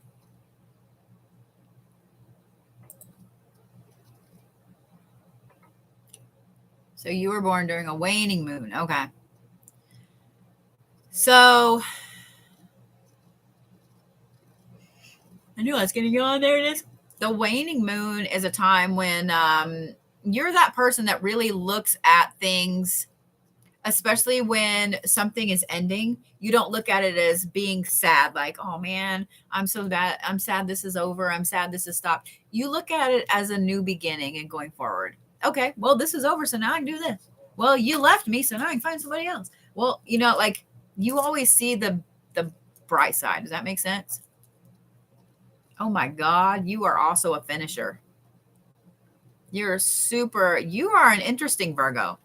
You are an interesting Virgo. Okay, I need to look at something real quick. Hold on. Hold, please. Oh, nope, you're firmly in the middle. Okay. Interesting. So I think that it's because your moon's in Virgo as well. But the vast majority of your chart is a mutable sign, which is that last end of the zodiac, or not the zodiac, the last end of each season. 60% of your chart is mutable, which is being very capable of like making changes. You don't fight change. Like you like it. And so what's interesting is, as a Virgo, and then having 30% of your chart be in Earth, that's really interesting. You are that person that if you could have a job where you go in and just finish shit, like I need all the things, I want it finished. All the things finished. All the things finished. Like you will mark a list. You're just done. Like you like to make a list. Oh, bye-bye. No, Miss Laura, yours hasn't been done yet, honey. The other two are equal. Your cardinal and your fixed are equal. They're both 20%, meaning that you have no problem starting something and you have no problem getting into it and doing the meat and potatoes part of it. But at the same time, you want to finish it. You tend to rush through some of the things so you can finish, so you can move on. Like I said, a third of your chart is also Earth, meaning that you're very practical with the way you do things. But then your fire and your air are also, they're like 28%, right at 28%. So you're a very passionate person. Where's your Mars? Your Mars is in Virgo too. No, your Mars is in Capricorn. I'm correct. Don't listen to me. Okay. You're so driven, it's not even funny. You are super driven. Okay. Let's get through your houses real quick. So your first house is pretty well split between Cancer and Gemini. It's just a little more Cancer than Gemini. Oh, I did not just do that. I love the back button. My finger clicked on something I didn't mean to click on, and it started taking me to a different website, like one of my it was taking me to YouTube. And I was like, oh no. But I clicked right back. It didn't even make me re-pull your chart, Tilly. So that's awesome. So your first house is how people see you, what you want to put out. So you actually are pretty charming. You can put out this amazing front to people. It's almost like you have a shield that you put out in front. Does that make sense? You have a shield that you put out in front of yourself. That little hard candy crab shell there. What's good about it though is that you can easily flip that off because of that Gemini aspect. So even though you have that hard, you kind of keep people at an arm's distance a little bit, they feel that warm aspect underneath. So they're drawn to you like crazy. It's really awesome. It's really awesome. But you can throw that wall up in a heartbeat. So your second house is your spending habits, your finances, etc. It's almost all in Cancer. You have a teeny tiny bit, I would say a fourth of it in Leo.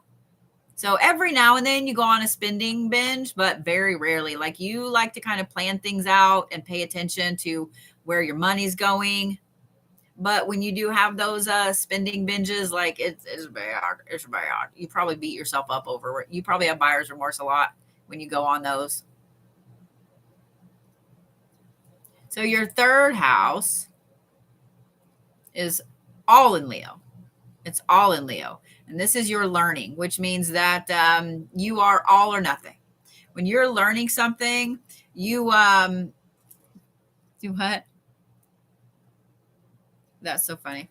So your third house being all in Leo, if you're interested in something, if you want to learn something, you fling yourself so hard down the rabbit hole. It's like throwing a rag down a mine shaft. Like it just bings everywhere. Like there's no stopping you. If you want to learn something and you're interested in it, it's 9,000,000% in, period. 9,000,000% in. And if not, you're damn well not doing it. And you're going to be very vocal about not doing it. Like I would bet in school, the subjects that you loved in school, oh my God, you probably got straight A's in them. The ones that you hated, like if you really hated math, you were so not doing it. It wasn't even funny. Like you would actively rebel against it. You were that kid in class who was like, fuck math class. Like, yeah. Yeah. So your fourth house. Your fourth, fifth, 10th, and 11th are almost equal size, but your fourth is the most important because you have 3 planetary placements there, and they're all Virgo. So your fourth house spans all your Virgo, a little bit of your Libra, and a little bit of Leo, but you have your sun, your moon, and your Mercury there, which is your communication.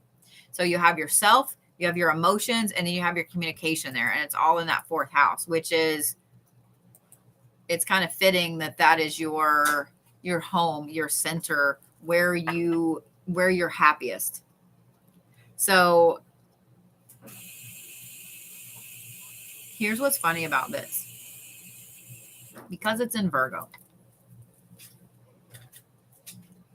you actually have a pretty firm grip on your emotions. You really do. You have a pretty firm grip on your emotions. And I don't mean like you're very measured with them. You understand them. You feel them, and you pay attention to them when they happen. Being that your Mercury is also in Virgo, that's your communication. You like to talk through your emotions, but I have a feeling you don't like to talk to other people about them. You like to talk through them yourself. So I would bet whenever you have something hit you emotionally, especially because you have a little bit of Libra there, you feel emotions pretty deeply. But you talk to yourself about it. Does that make sense? Like you'll talk to yourself about it. Like, okay, well, I let this fucker completely screw me over and now I'm really angry about it. So what the fuck am I going to do about it? Like you have to like really talk through it. But being that all 3 of those signs are in Virgo, you have a firm grip on those things. You have a firm grip on them. Hey, love, how are you? Like, yeah. But what's funny is, okay, where's your communication? Oh, never mind. It's right there in Virgo. What? I'm looking for your Mars. Your Mars is in Capricorn. Okay. You have a couple of Sagittarius placements and so on. So your Venus is also in Libra. So you're kind of an emotional person, but you're not. Does that make sense? It's like inside, you know exactly which emotions, how they are, what they are, how you're going to deal with them. But at the same time, on the outside, it may look to other people like you're kind of scattered, like you're like, everywhere, like flamboyant, blah, blah, blah. I do the same thing. Like, I understand this a lot. I'm a Capricorn, and I'm really a solid Capricorn. Like, I'm not going to lie, but both my moon and my rising are Libra. So I put out to the world, like I may put out to the world, like, you know, I'm this hippie trash fire half the time and so on. But inside, like, my brain always knows what's going on. I'm on it. I just put that out to the world. You're like that with your emotions. Like, you put out this emotion, this wave to other people, but inside you're firm with it. Like, you know what the fuck's going on, especially with yourself. So I would bet you are that person that you don't, like, if something were to happen, say you go through a really bad loss and maybe you need some grief counseling or whatever, you're not that person that needs it for decades. You need it for a little short bit because maybe you need to learn how to words a few things, but you really take that shit to heart and you pay attention to it because you have a very strong grip on yourself and your emotions. It just may not look like it to other people. So it's good to have those aspects, guys, because then other people underestimate you, and it's kind of nice in that way. So let me see here. Your seventh house. Your seventh house is your relationships, your significant other, like how you view things. I know I'm skipping 2 houses because this is interesting. Your seventh house is in between. It's more Capricorn than it is Sagittarius, but you've also got your rebellion house there, and it's in retrograde. Okay. So you're very analytical in relationships, in friendships, in love. You're very analytical in it. And so being very analytical means that it's not so much that you overthink, it's that you notice every fucking detail about everything in a relationship, a friendship, etc. You notice everything. So nobody gets anything over on you. It's why the Sagittarius part of you makes you want to like rush into a relationship and kind of gloss over a little bit. In fact, your Neptune is on the line of your 6th. Okay. So you do tend to gloss over some red flags, but it's one or the other with you. You're either, okay, I'm all in. I know you got some bullshit and, you know, I'll look over it this time or whatever. But man, when you're done, you're done. Like, they don't get second chances with you. You're done. You're done. So you have a hard time staying in a relationship because of that. Your Mars is also firmly in Capricorn.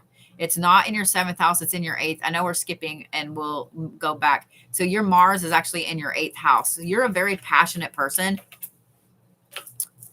And you're a perfectionist when it comes to that stuff. And you expect somebody to be like that as well. And so when they don't reciprocate that, you're out. So here's what I'd recommend. Be that person that wants to look at somebody's birth chart, because for you, it's going to be really important.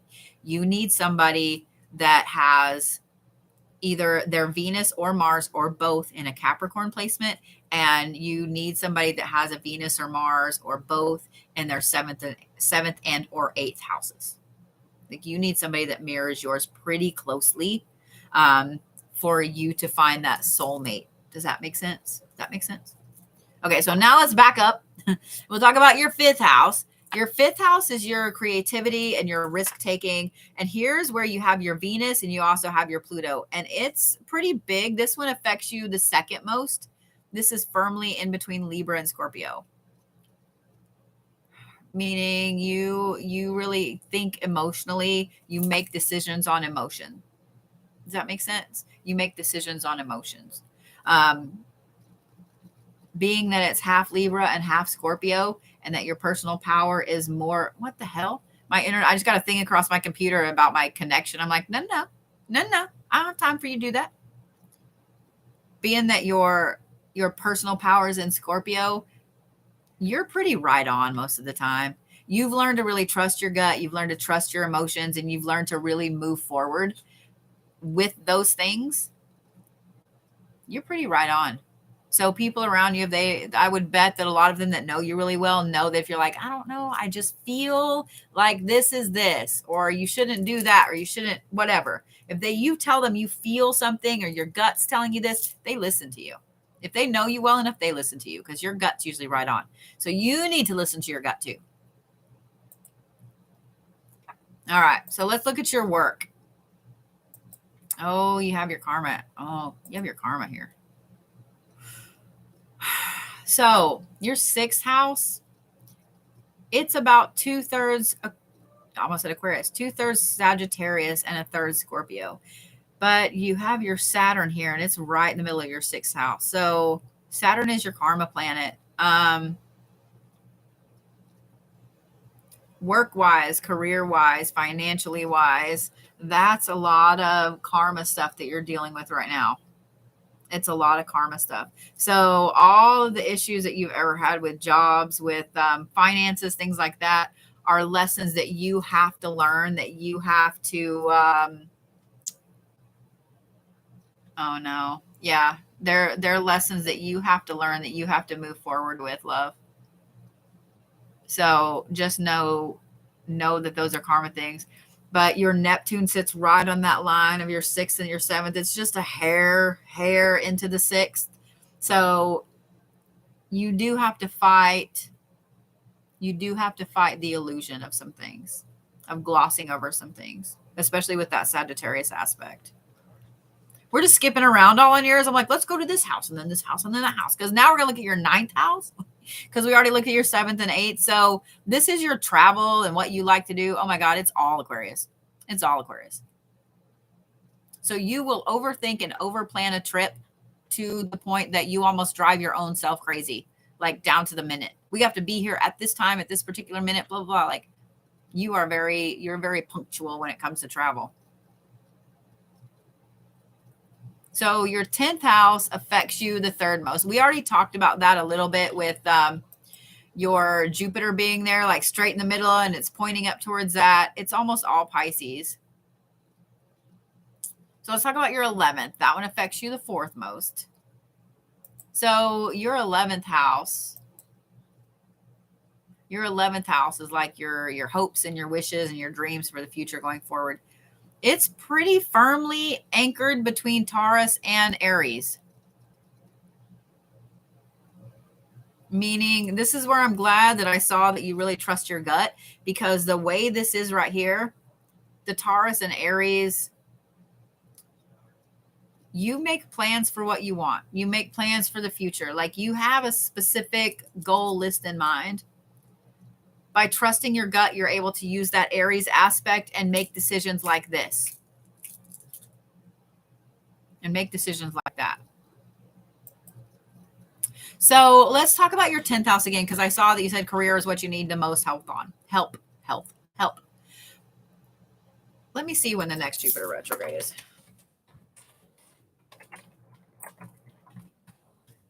Because that's what's going to be the main thing for you.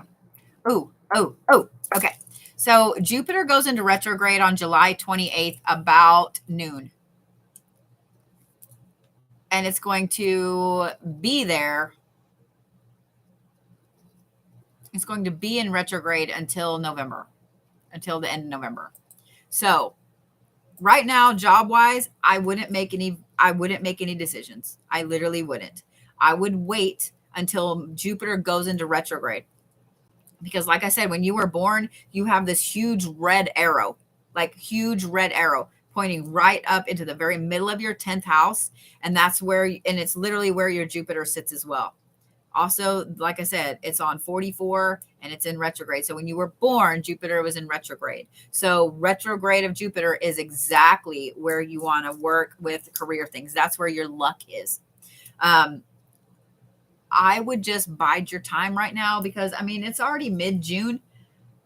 So I would kind of bide your time for about another month. I would start putting out the feels if you're looking for another job, you know what I mean? Things like that. I would start putting out the feels and looking for them, looking for another job, but I would not do anything. I wouldn't move forward. I wouldn't even really stress too much until it gets toward the end of July because that's where your luck is. That's where your luck is. So, thought I was going to yawn. Your 12th house is firmly where your past life karma is. We talked a little about your 11th already. Your 12th house is where your karma is. It's where your past life karma that you're dealing with is. You don't have any planetary placements there, but it's pretty close to being a half Gemini. It's well over half, but it's closer to half than it is like 2/3. And the other part is Taurus. So I don't feel like you really have a ton of things to clear out here, past life karma wise. Most of it, like I said, is over here with career and moving forward. I see why you're having such a hard time career wise in this life. But with this, the only thing that past life karma wise you have to worry about is kind of fighting with yourself, is butting heads with yourself. You need to really make sure that you think something through. You let that Virgo part of yourself really think something through before you make a decision, and you don't go back on it. Does that make sense? So yeah. So I hope that helped, girl.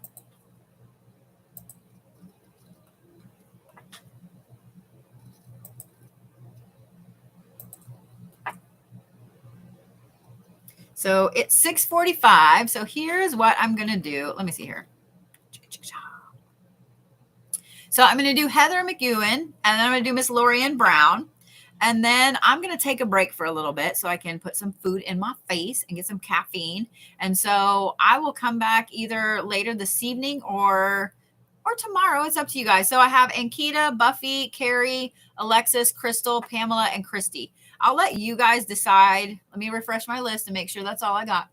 I will let you guys decide if you'd like me to do some more later or if you'd like me to do them tomorrow, because otherwise we're going to be here forever. Nope, that's my list. So let me, whoops. I almost just clicked off some. So, all right.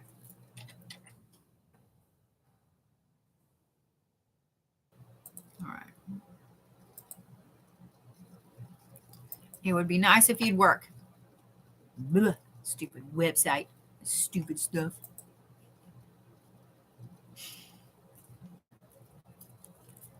I mean, I'll put them on YouTube no matter what, but yeah. So if you guys missed getting in on the ticket for these, I will probably do them again. But like I said, you see that they take like 30 minutes a piece, and this is me just quickly going through them. Like a full natal chart read is a lot.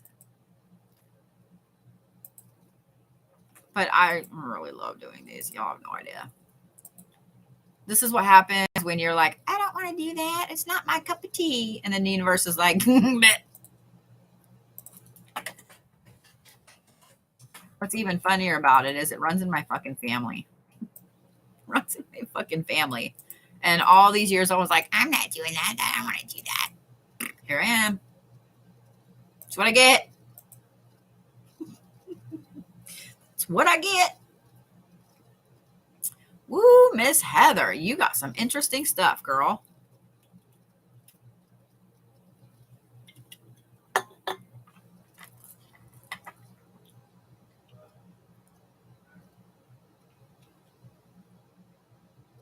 All righty. So you have what I'm loving about yours. It's wide open. So a lot of the people that I've done so far about, a lot of people I've done so far with their natal charts have had a lot of their placements. Did you hear that shit? Oh my God, that was my inner redneck. Don't tell anybody y'all heard that. Okay. So a lot of people I've done with the placements, their planets have been like squished in one part. Yours is really spread and wide open, which is good because it means you don't have one specific house or another that's like, oh my God, this is really ruling your life. You have a couple in different houses, but for the most part, they're pretty well spaced out.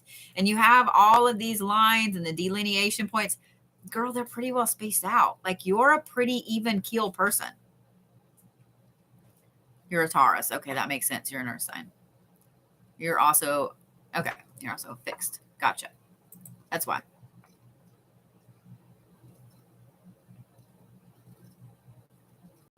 Okay. So you were born under a waning moon phase, which is okay.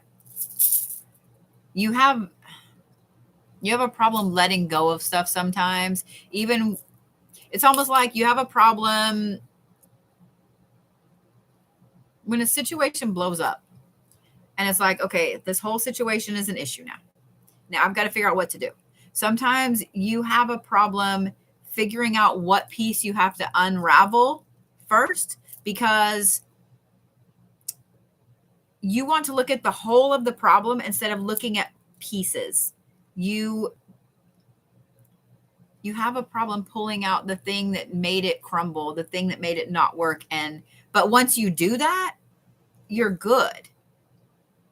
It's just you have the problem in the crisis. There we go. In the crisis, you don't want to stop and look at the reasons why it's a crisis. You can do it later. You can look back, but you have a hard time doing it in the moment. So almost half of your placements are cardinal, which means that you're very ambitious. You like to move quickly on things. Some people have a hard time keeping up with you. And being a Taurus, oh, you have a lot of fire placements too.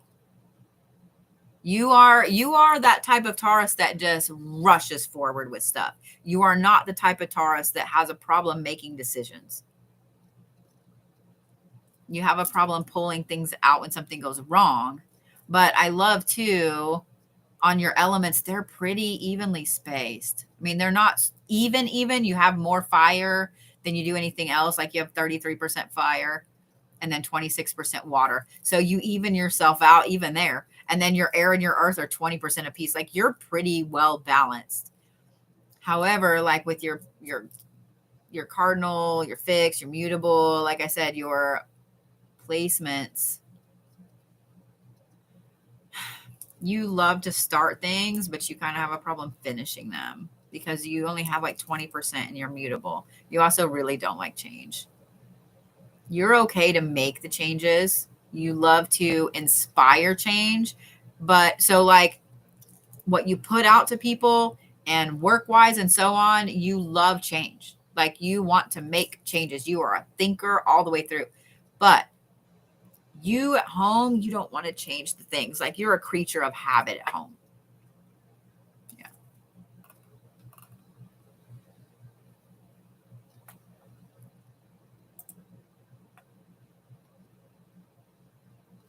So procrastination is my name. That's funny. That's funny. That's funny. All right. So let's look at your houses here, love.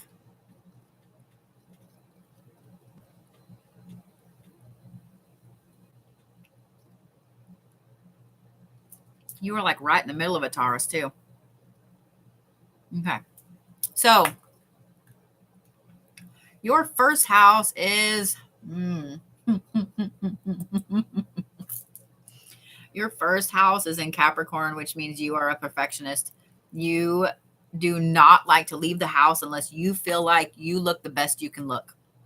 You have all your clothes just right. I would bet that you're very particular about how you dress too. Even if you're like, I'm being a sloppy hobo today, you're still like a very well put together, perfectionist looking sloppy hobo. It's really funny. Because like your whole first house is, there's only a tiny bit in Aquarius, which means you overthink the things that, so like you leave the house and maybe you couldn't find the exact pair of socks you wanted to wear. You're going to overthink that everybody is seeing your socks, even though nobody gives a shit. Nobody has seen your socks. But you're going to overthink your socks. I feel that on a deep level. I feel that on a deep level. That's funny. So your second house, so let's see here. So your third and your ninth houses are the biggest. Okay, your third really affects you. Oh, okay. We're going to talk about that in a minute. Let's talk about your second house. Your second house is your finances, and it's almost all Aquarius. You have a little bit of Pisces. I would say a fourth of it's Pisces. So you're really, really a stickler with your money too. Like, you don't have any problem spending it, but you know where every single penny is. Like, you know where every single penny is. So, yeah. But the Pisces aspect of it tells me that you do tend to overspend on others that you love, like gift wise and stuff. So I would bet that at Christmas time, you are that giver that you really think through a gift before you give it. And you'll spend a little extra, especially if you know that like it's something really unique, that they're going to love this gift. You will spend extra if you know that it's going to make that person grin a little bigger, or if it's something they super want, or yeah. Girl, let's talk about this third house. Let's talk about this third house because it is mostly in. Okay. It sits between your Pisces and your Aries. It's just a little bit more Pisces than it is Aries. What's interesting about it is your third house is your learning style. It's where you move forward in life. You have your moon, which is almost on the line of your second and third house, and it's in Pisces. And then you have your Mercury, which is your communication, and it's way over here, almost on the line of your third and fourth house, and it's in Aries. So your third house is important for three different reasons. One, it's important because learning style, you tend to be a little flamboyant in the things you learn. I would bet that you know so much weird, random stuff, it's not even funny. I would bet whenever you're in a conversation with somebody, they're talking about something super off the wall over here, and you're like, oh, yeah, blah, blah, blah, blah, blah. And they're like, how the fuck did you know that? And you're like, oh, I took a class in blah, blah, blah. And people are like, why would you take that class? Because it's weird, and I wanted to. But with the Aries aspect there, you're very on it. Like, you make snap decisions. So I would bet you've gotten into a lot of classes or learning things or whatever, falling down rabbit holes that at first were great and you really wanted to learn about them. And then you got down the rabbit hole and you were like, son of a bitch, this is really stupid. But that Aries aspect of you is not going to let you stop. So you finished the whole thing. So now let's talk about the other two reasons. Your emotions, your moon sits in Pisces, which means that I would bet you get a little jealous. And not only do you get a little jealous, but you can get a little angry too. You get a little cranky, especially when somebody is calling you out on your own emotions. So don't get mad at me, okay? But when somebody's calling you out on your own emotions, you get a little cranky. You get a little cranky. And then to top it off, you have your Mercury in your third house in Venus. Or not Venus, in Aries. So communication wise, you have no problem saying what needs to be said. No problem saying what needs to be said. May not always come out, it may not always words correctly, but you have no problem saying it. It's going to come out of your face. It also tells me that you are that person that when you need to communicate, you need someone to communicate right back. If it's important and they know it's important to you, and say you text somebody and you're like, and it's something really important, you need them to text you right back. Like, you are that person. You're going to sit there and wait with your phone, like, and you're going to get frustrated because if it's something important, that Aries aspect of you, I need to know now. Like, you need an answer. You are also that person. You need to know where you stand with somebody. Yeah. Your seventh house is in Cancer, which means, I mean, you have a tiny bit in Leo, but the most of it is in Cancer. That's your relationships. And then your eighth house is in Leo, and you have your Saturn and your Mars there. And that's like your intimacy and so on. Like, you have to know where you stand with somebody, period. You have to. You're also that person that you ask them all the time, especially when you're, whether it's friendship, whether it's husband, whether it's whatever, you'll ask them all the time, like, do you still love me? Or am I doing this right? Or am I doing that right? And it's not that you need validation. It's that you need to know where you stand. You're firm in who you are. Like being a Taurus, you're pretty firm in who you are, but you ask these questions and other people take it as you needing validation, but you don't. You just need to know where you stand. And I know that sounds like validation, but it's two completely different things.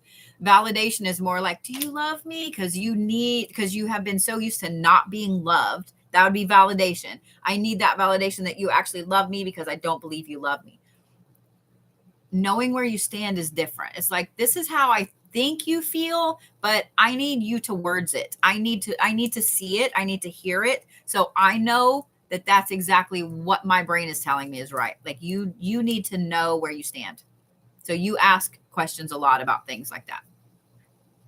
So let's talk about your fourth house. What was that? Oh. Do not kiss me, sir. All right. So your fourth house. Your fourth house is your home, your emotions, your core, not emotions, but it's your happy place. That's where your sun is. It's also in Taurus, firmly in Taurus. You have some Aries. So you're, like I said, you're very firm in who you are. You're very firm in who you are. Your Chiron's also there. Yeah, you're very, very firm in who you are. I would bet you're probably a homebody too. You're happy to be a homebody, and you're more happy curled up on the couch, with the people that you love than anything. So your fifth house is your creativity. It's your risk taking. It's your inner child. The bulk of that is in Taurus as well, with a little bit in Gemini, and your Venus is there too. You heading out? Okay. Be safe, baby. I love you. The bulk of it is in Taurus, but your Venus is there. Your Venus is also in Gemini, and it's right on that 5th and 6th. So your love language, you are a super creative person when it comes to how you show affection. You're very childlike with how you show affection too. You are that person that even though, yep, this is funny. Even though you're very analytical with stuff, you are absolutely that person that's very child. You have shirts that say homebody. That's funny. So that's funny. Sorry. That's funny. You're very childlike with how you show affection. And that's not a bad thing. You guys, when I say childlike with how you show affection, this is somebody that's always like, I love you. Like they just say it in weird ways, or, they throw things at you, or, they're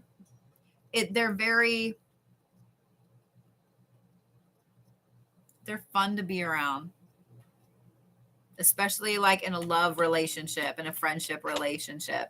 Like they're very fun to be around. Like you are definitely that person that you would jump hug somebody, you know what I mean? Like, or sit and like fling rubber bands at them, and they're like, what the fuck are you doing? You're like, I love you. Like, that's why you're very childlike in how you show your love. All right. So 6th house.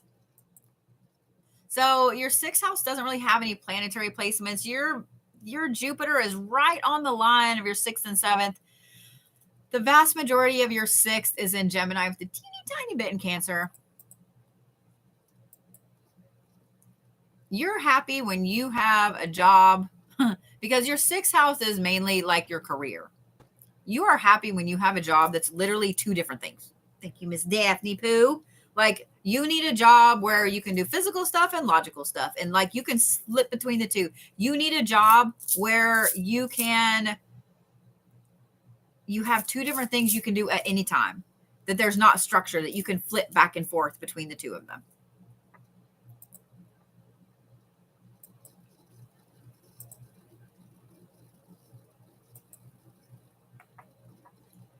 So your 7th house, it's almost all Cancer with a teeny tiny bit of Leo.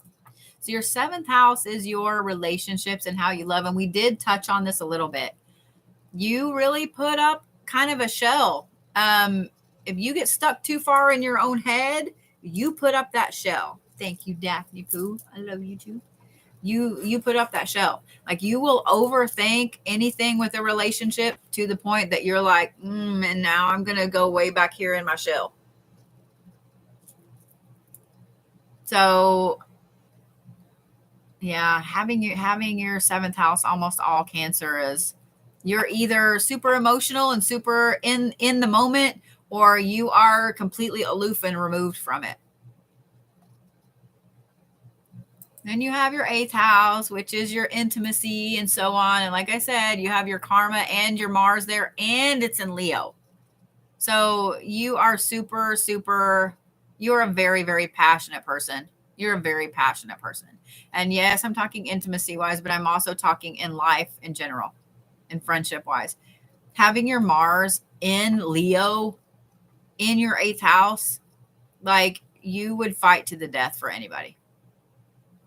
You would fight to the death for someone that you loved, and you would probably win every time. So, yeah. Thank you, Miss Daphne. So, yeah. It's also where your karma lies.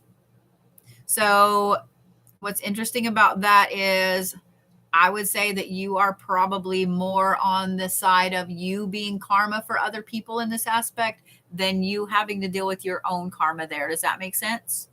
Does that make sense? So your ninth house is your other house that is humongous. Like your third and your ninth are your biggest ones. Your ninth sits pretty close, evenly spaced between your Libra and your Virgo. It's a little more Virgo than it is Libra, but you also have your Pluto, your personal power here, and it's in Libra and it's in retrograde. Okay, so when Pluto's in retrograde, your personal power is through the fucking roof. This is also your belief system, your travel. For you, it's more your belief system. And I'll bet when Pluto went into retrograde, your personal power went through the roof, and you really have been honing on what you believe, what you follow through. You've been falling down a ton of rabbit holes lately. A ton of rabbit holes lately. So let's look at this 10th house. So here's what sucks about you having Pluto in retrograde. Pluto only goes into retrograde like once every 28 years. So like right now is the time where your personal power is through the roof. So with your personal power being through the roof, you need to really own everything you can right now with your personal power, with building your belief system, with putting yourself on your path where you need to go. Because once Pluto is out of retrograde, let's see, when does Pluto leave retrograde?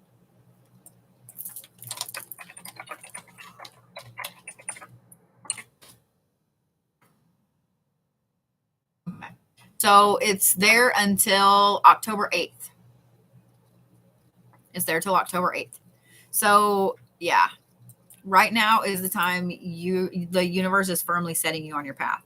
Like Pluto retrograde it's been an amazing time for you. So since April, you've felt completely different. Let me say it that way. You have felt completely different. So let's look at the 10th house here. So the 10th house is your career, your reputation, and it's halfway between Scorpio and Libra, meaning that you're a little emotional when it comes to your reputation. If somebody attacks your reputation, you're not quite Capricorn wise. Like Capricorn wise, if somebody attacks your reputation or your integrity, like you'll chop a motherfucker's head off. But with you will slice and dice them with your words. You will slice and dice somebody with your words if they threaten your reputation. But you also have your Neptune there, which it's right on the line of the 10th and 11th house. The 11th house is your hopes, your dreams going forward. The majority of it, 2/3 of it is in Scorpio. And then you've got a third of it in Sagittarius, meaning that you have very flamboyant dreams. You have very, very flamboyant things that you want, things, hopes, etc. So if somebody said, okay, if money is no object, what kind of house would you pick? Like, you probably could go through and have the most fantastical house ever. Like, if somebody really gave you time to think about it, money, time, and nothing is off limits. I would absolutely want to live in your house. Like, I would absolutely want to live there. You have an amazing imagination. All right. So, you ready to talk about your karma? Ready to talk about your karma in your past lives? Because your 12th house sits almost all in Sagittarius. Teeny tiny bit of Capricorn. But your Uranus is there. Which means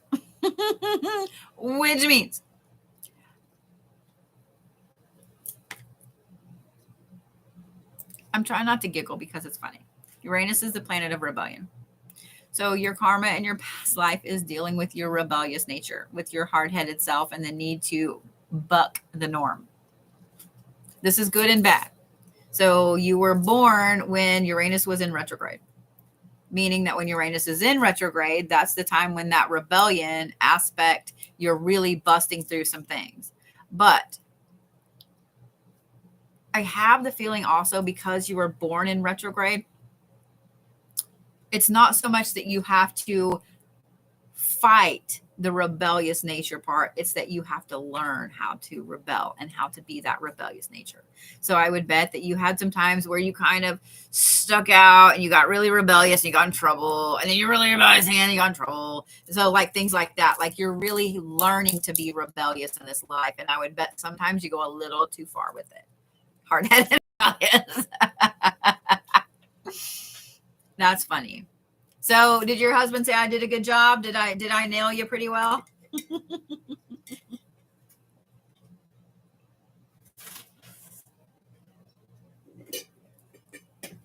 That's hilarious. That's hilarious.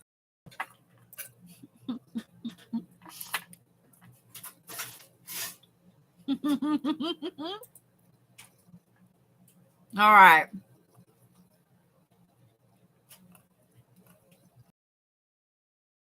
Now next, hit the nail on the head.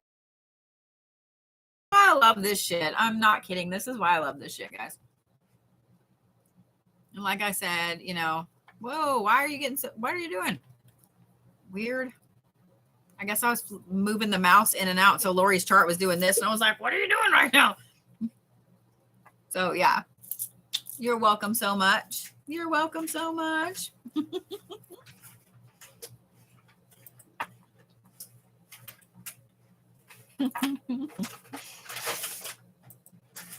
All right, Miss Lori Ann. So I'm going to do Miss Lori. Hey, guys on TikTok, how are you? So I'm going to do Miss Lori, and then I'm going to take a break for a little bit, and I'll either finish the rest tonight or in the morning. I know most of you guys said you didn't really care. I will totally put them on YouTube, so don't stress. And I will put y'all's names of who the readings are in the YouTube, so you'll know. So my next batch, because Lori's going to be my last one for this evening, because at this point I've been reading, like, it'll be almost 3 hours. So I'll have Ankita, Buffy Marie, Harry, Alexis, Crystal, Pamela, and Christy tomorrow. Okay. But in the meantime, let's talk about Miss Lori Brown.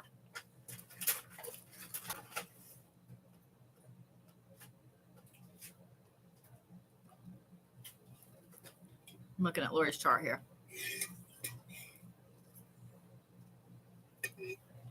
So here's one thing I love that I noticed right off the bat is the hemispheres on Lori's chart are pretty evenly spaced. How did I not? I probably did already notice it before. Yeah, they're really evenly spaced. Okay. It's funny. So your hemispheres are pretty evenly spaced.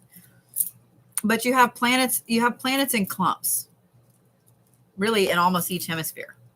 except right down here, you have this huge clump, all Sagittarius.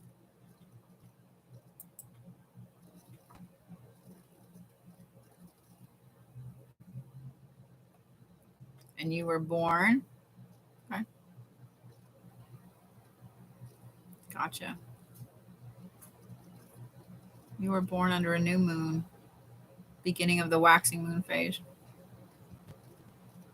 So you're totally a shadow worker, love. I mean, I already knew that. You already knew that, but almost 60% of your chart is mutable, meaning that you're very versatile. You can change easy. You love to change. And over half of it is fire, meaning that you're really driven to change. You're driven to make changes. You do have the other bigger part of your words, your qualities are cardinal, meaning that you do love to move forward. You love to end things. You love the ending because you're looking forward to the beginning. You do have a problem. You have some procrastination in there. You have a problem getting stuff done. But you have so much fire in there. You drive yourself crazy with ideas sometimes. And then the other bigger part, it's about almost 27% is air, which is you need to logically work through things, these ideas. You only have a little bit of water, which means that sometimes you don't trust your own intuition. Your earth is little bitty though. Like it's super tiny, which means you have a problem staying grounded. All right, let's look at these houses. So let's look at your first house. So your first house is mostly Libra. I would say about 2/3 Libra and about 1/3 Virgo. You also have your Pluto here. Okay. This is what you put out to others. So your personal power, what's funny is even though you have a lot of fire signs, your personal power is really in that air, in emotion, in helping other people with theirs. Where's your moon? Your moon is in Sagittarius, so you don't really like talk about your emotions, but you talk about other people's emotions. So you put that out. This is why people just tell you every single thing about themselves when you've known them 2 seconds. This is why. Because you put out this air of being very emotionally intelligent, being very smart, and being very focused on emotion. So people will tell you so much shit. So your second house, there's a yawn. I knew it was coming. So your second house is how you look at the things you own and your finances and so on. It's also where your Venus and your Neptune are. It's almost half and half between Libra and Scorpio. It's a little more Scorpio than it is Libra. Your Venus is Libra, meaning that the way you love, you're a very emotional person when it comes to love and caring about people. And you like to show that emotion. But your Neptune is in Scorpio. Your Neptune is kind of your illusion planet, meaning that you tend to gloss over some things financially sometimes. You don't really look at too many red flags. So you're kind of emotional when it comes to your possessions. Like you're very, very sentimental. You don't like people touching your shit. But money-wise, you can be a little emotional with it too. So you can spend emotionally if you're not careful. Retail therapy is a thing for you. Hey, love. So let's talk about your third house, because your third house is kind of how you learn. It is how you move forward, how you communicate. So your third house is pretty closely split between Scorpio and Sagittarius. I almost said Virgo.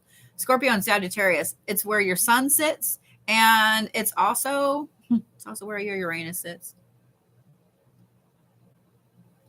Okay. Both your sun, your Uranus, both sit in Sagittarius, but also on the other side in your fourth house, your communication and your moon are Sagittarius as well. So you have a whole cluster of Sagittarius right there. So when it comes to your learning style, you really need things that are going to buck the norm.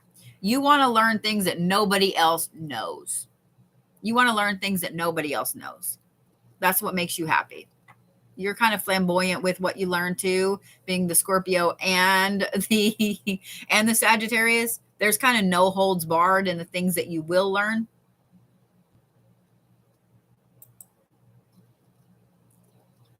So your fourth house, yours are all pretty even. Like you don't.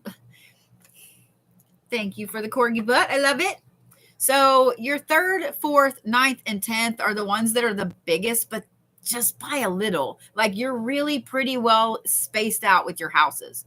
But your third and your fourth are probably your most important. I would say your third, even though it's a little smaller than your fourth, but that's where your sun sits. You have two placements there. Your fourth has two placements. The only reason I say that your third is a little bit more important is because your sun is there. Your sun sign, your sun placement is there. But your fourth house is all about your foundation and where you are happiest. That's where your communication and your shadow work is. Your shadow, I mean, your moon. That is halfway between, it's half Sagittarius and it's half Capricorn. Now, both your planet placements, your Mercury and your moon are Sagittarius, meaning that you tend to over communicate sometimes. You also tend to be you're very one way or the other with your emotions. With the Sagittarius aspect of it, you really, really will sit and fester on something and then it explodes. You don't talk about it as it comes out. It has to literally get to the festering point that it is boiling over. Not just a little festering, all the festering. So the other part is that Capricorn where you really overthink everything when it comes to home life. You also are very specific with how you like things at home. Like they have to stay in the same way all the time at home. So let's look at your fifth house.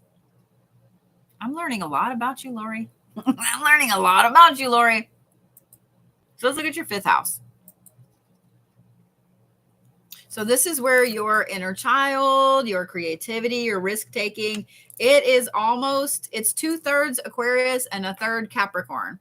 So what's funny about that is you're not a humongous risk taker. Even though you're a Sagittarius and you want to take the risks, you talk yourself out of it. Because you're going to logic every bit of that. That Aquarius part and the Capricorn part, risk taking, hell no. You're not going to do it.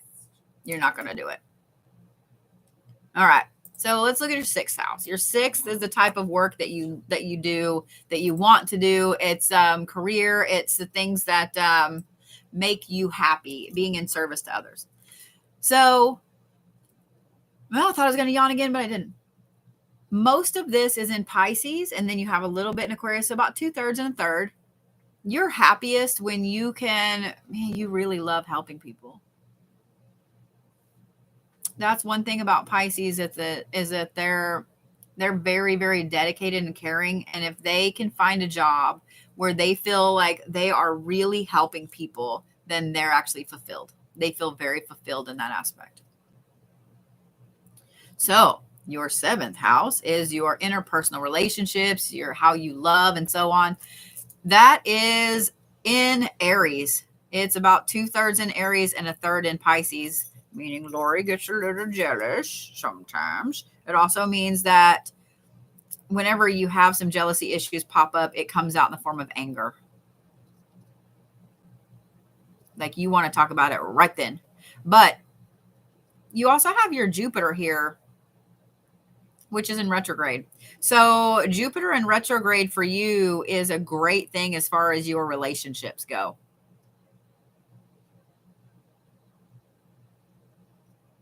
And then with your eighth house, which is your passion and your drive and so on, all the things, that is just barely over half Taurus and the rest is Aries, meaning that you have a lot of you want things the way you want them. You want things the way you want them. Like they have to be a certain way as far as your passion and stuff goes. You also have your Chiron in there, but it's in retrograde. I don't really look at that much. I really ought to take that off of this chart when I'm looking at it, because I mention it every damn time, even though I'm not paying attention to it. But you are kind of an impulsive decision maker when it comes to relationships. But here's the thing. When I say impulsive in relationships, this is more friend relationships, because I'm looking at the numbers and stuff here. This is more friend relationships. So whenever you make a snap decision about a person, about a friend, let me look here. Let me look at something else. It tends to bite you in the butt sometimes, because you tend to gloss over your own intuition at times. So that's one thing you're going to have to be careful is going forward, is not allowing some of these snap decisions to really bother you when it comes to your making friend decisions. So 9th house is your belief system. And that is in the middle of Gemini and Taurus, meaning you will rush forward down one path and then stop and go the other way, and then stop and go the other way. Like you don't just walk down a path, you run down a path. Like you put your head down and you run forward. But at the same time, that Gemini aspect of you makes you want to like flip to this, flip to that, flip to this, and then flip back to that, and then flip to this and flip to that. It's funny. Your 10th house. Your 10th house is your public self, what you put out. This is also where your Mars lies. And your Mars was in retrograde when you were born. There's the yawn. I knew it was coming. The vast majority of yours is in Cancer, about 2/3 versus 1/3 in Gemini. So you're really, it's funny. You're very particular in the image that you put out to people. You want them to look at you and see somebody who is very well put together, very logical. Like you want them to see that hard candy shell. You want them to see that hard candy shell. You don't really look too much at that Gemini aspect. You want them to see that hard candy shell. Like you like having that tough exterior. So your 11th house is almost all Leo. It's got a little bit of Cancer, but it's mostly Leo. And that's where your Saturn is as well. And your Saturn was in retrograde when you were born. Woo! I knew it was coming. Sorry. So right now is a good time for you as far as putting hopes and stuff out into the world, like manifestation wise, because being that Saturn is in retrograde right now, yeah, this is fantastic. It's a fantastic time for you to manifest what you want, Lori, and go big with it. That Leo aspect right there tells me that you need to go big with it. You have big hopes. You have big dreams. So the good thing is that 12th house, which is the karma, the past life karma, it's got a little bit of Leo, like a 1/3 Leo and then 2/3 Virgo. There's no placement there. There's no planet there. So I would say that there's not really a lot of past life karma you have to deal with in this life, especially because your Saturn is in retrograde and it's in your hopes and dreams. You just have to learn how to manifest things for you. You're excellent at manifesting things for other people. So part of what you have to learn in this life is to manifest things for yourself. I would bet you probably feel selfish seeing where some of your other placements are. I would bet you feel selfish when you're manifesting things for yourself. So that being said, hello in Ireland. How are you, love? That being said, I'm going to take a break for a while because I've been reading for about 2.5 hours now and my brain is mushy. I love doing birth charts. I love doing this so much. It's a lot of information though, guys. And so I will put on YouTube here in just a minute. I'm going to go ahead and stop on YouTube there. So those of you guys on YouTube, thank you for watching. And I will put in the comments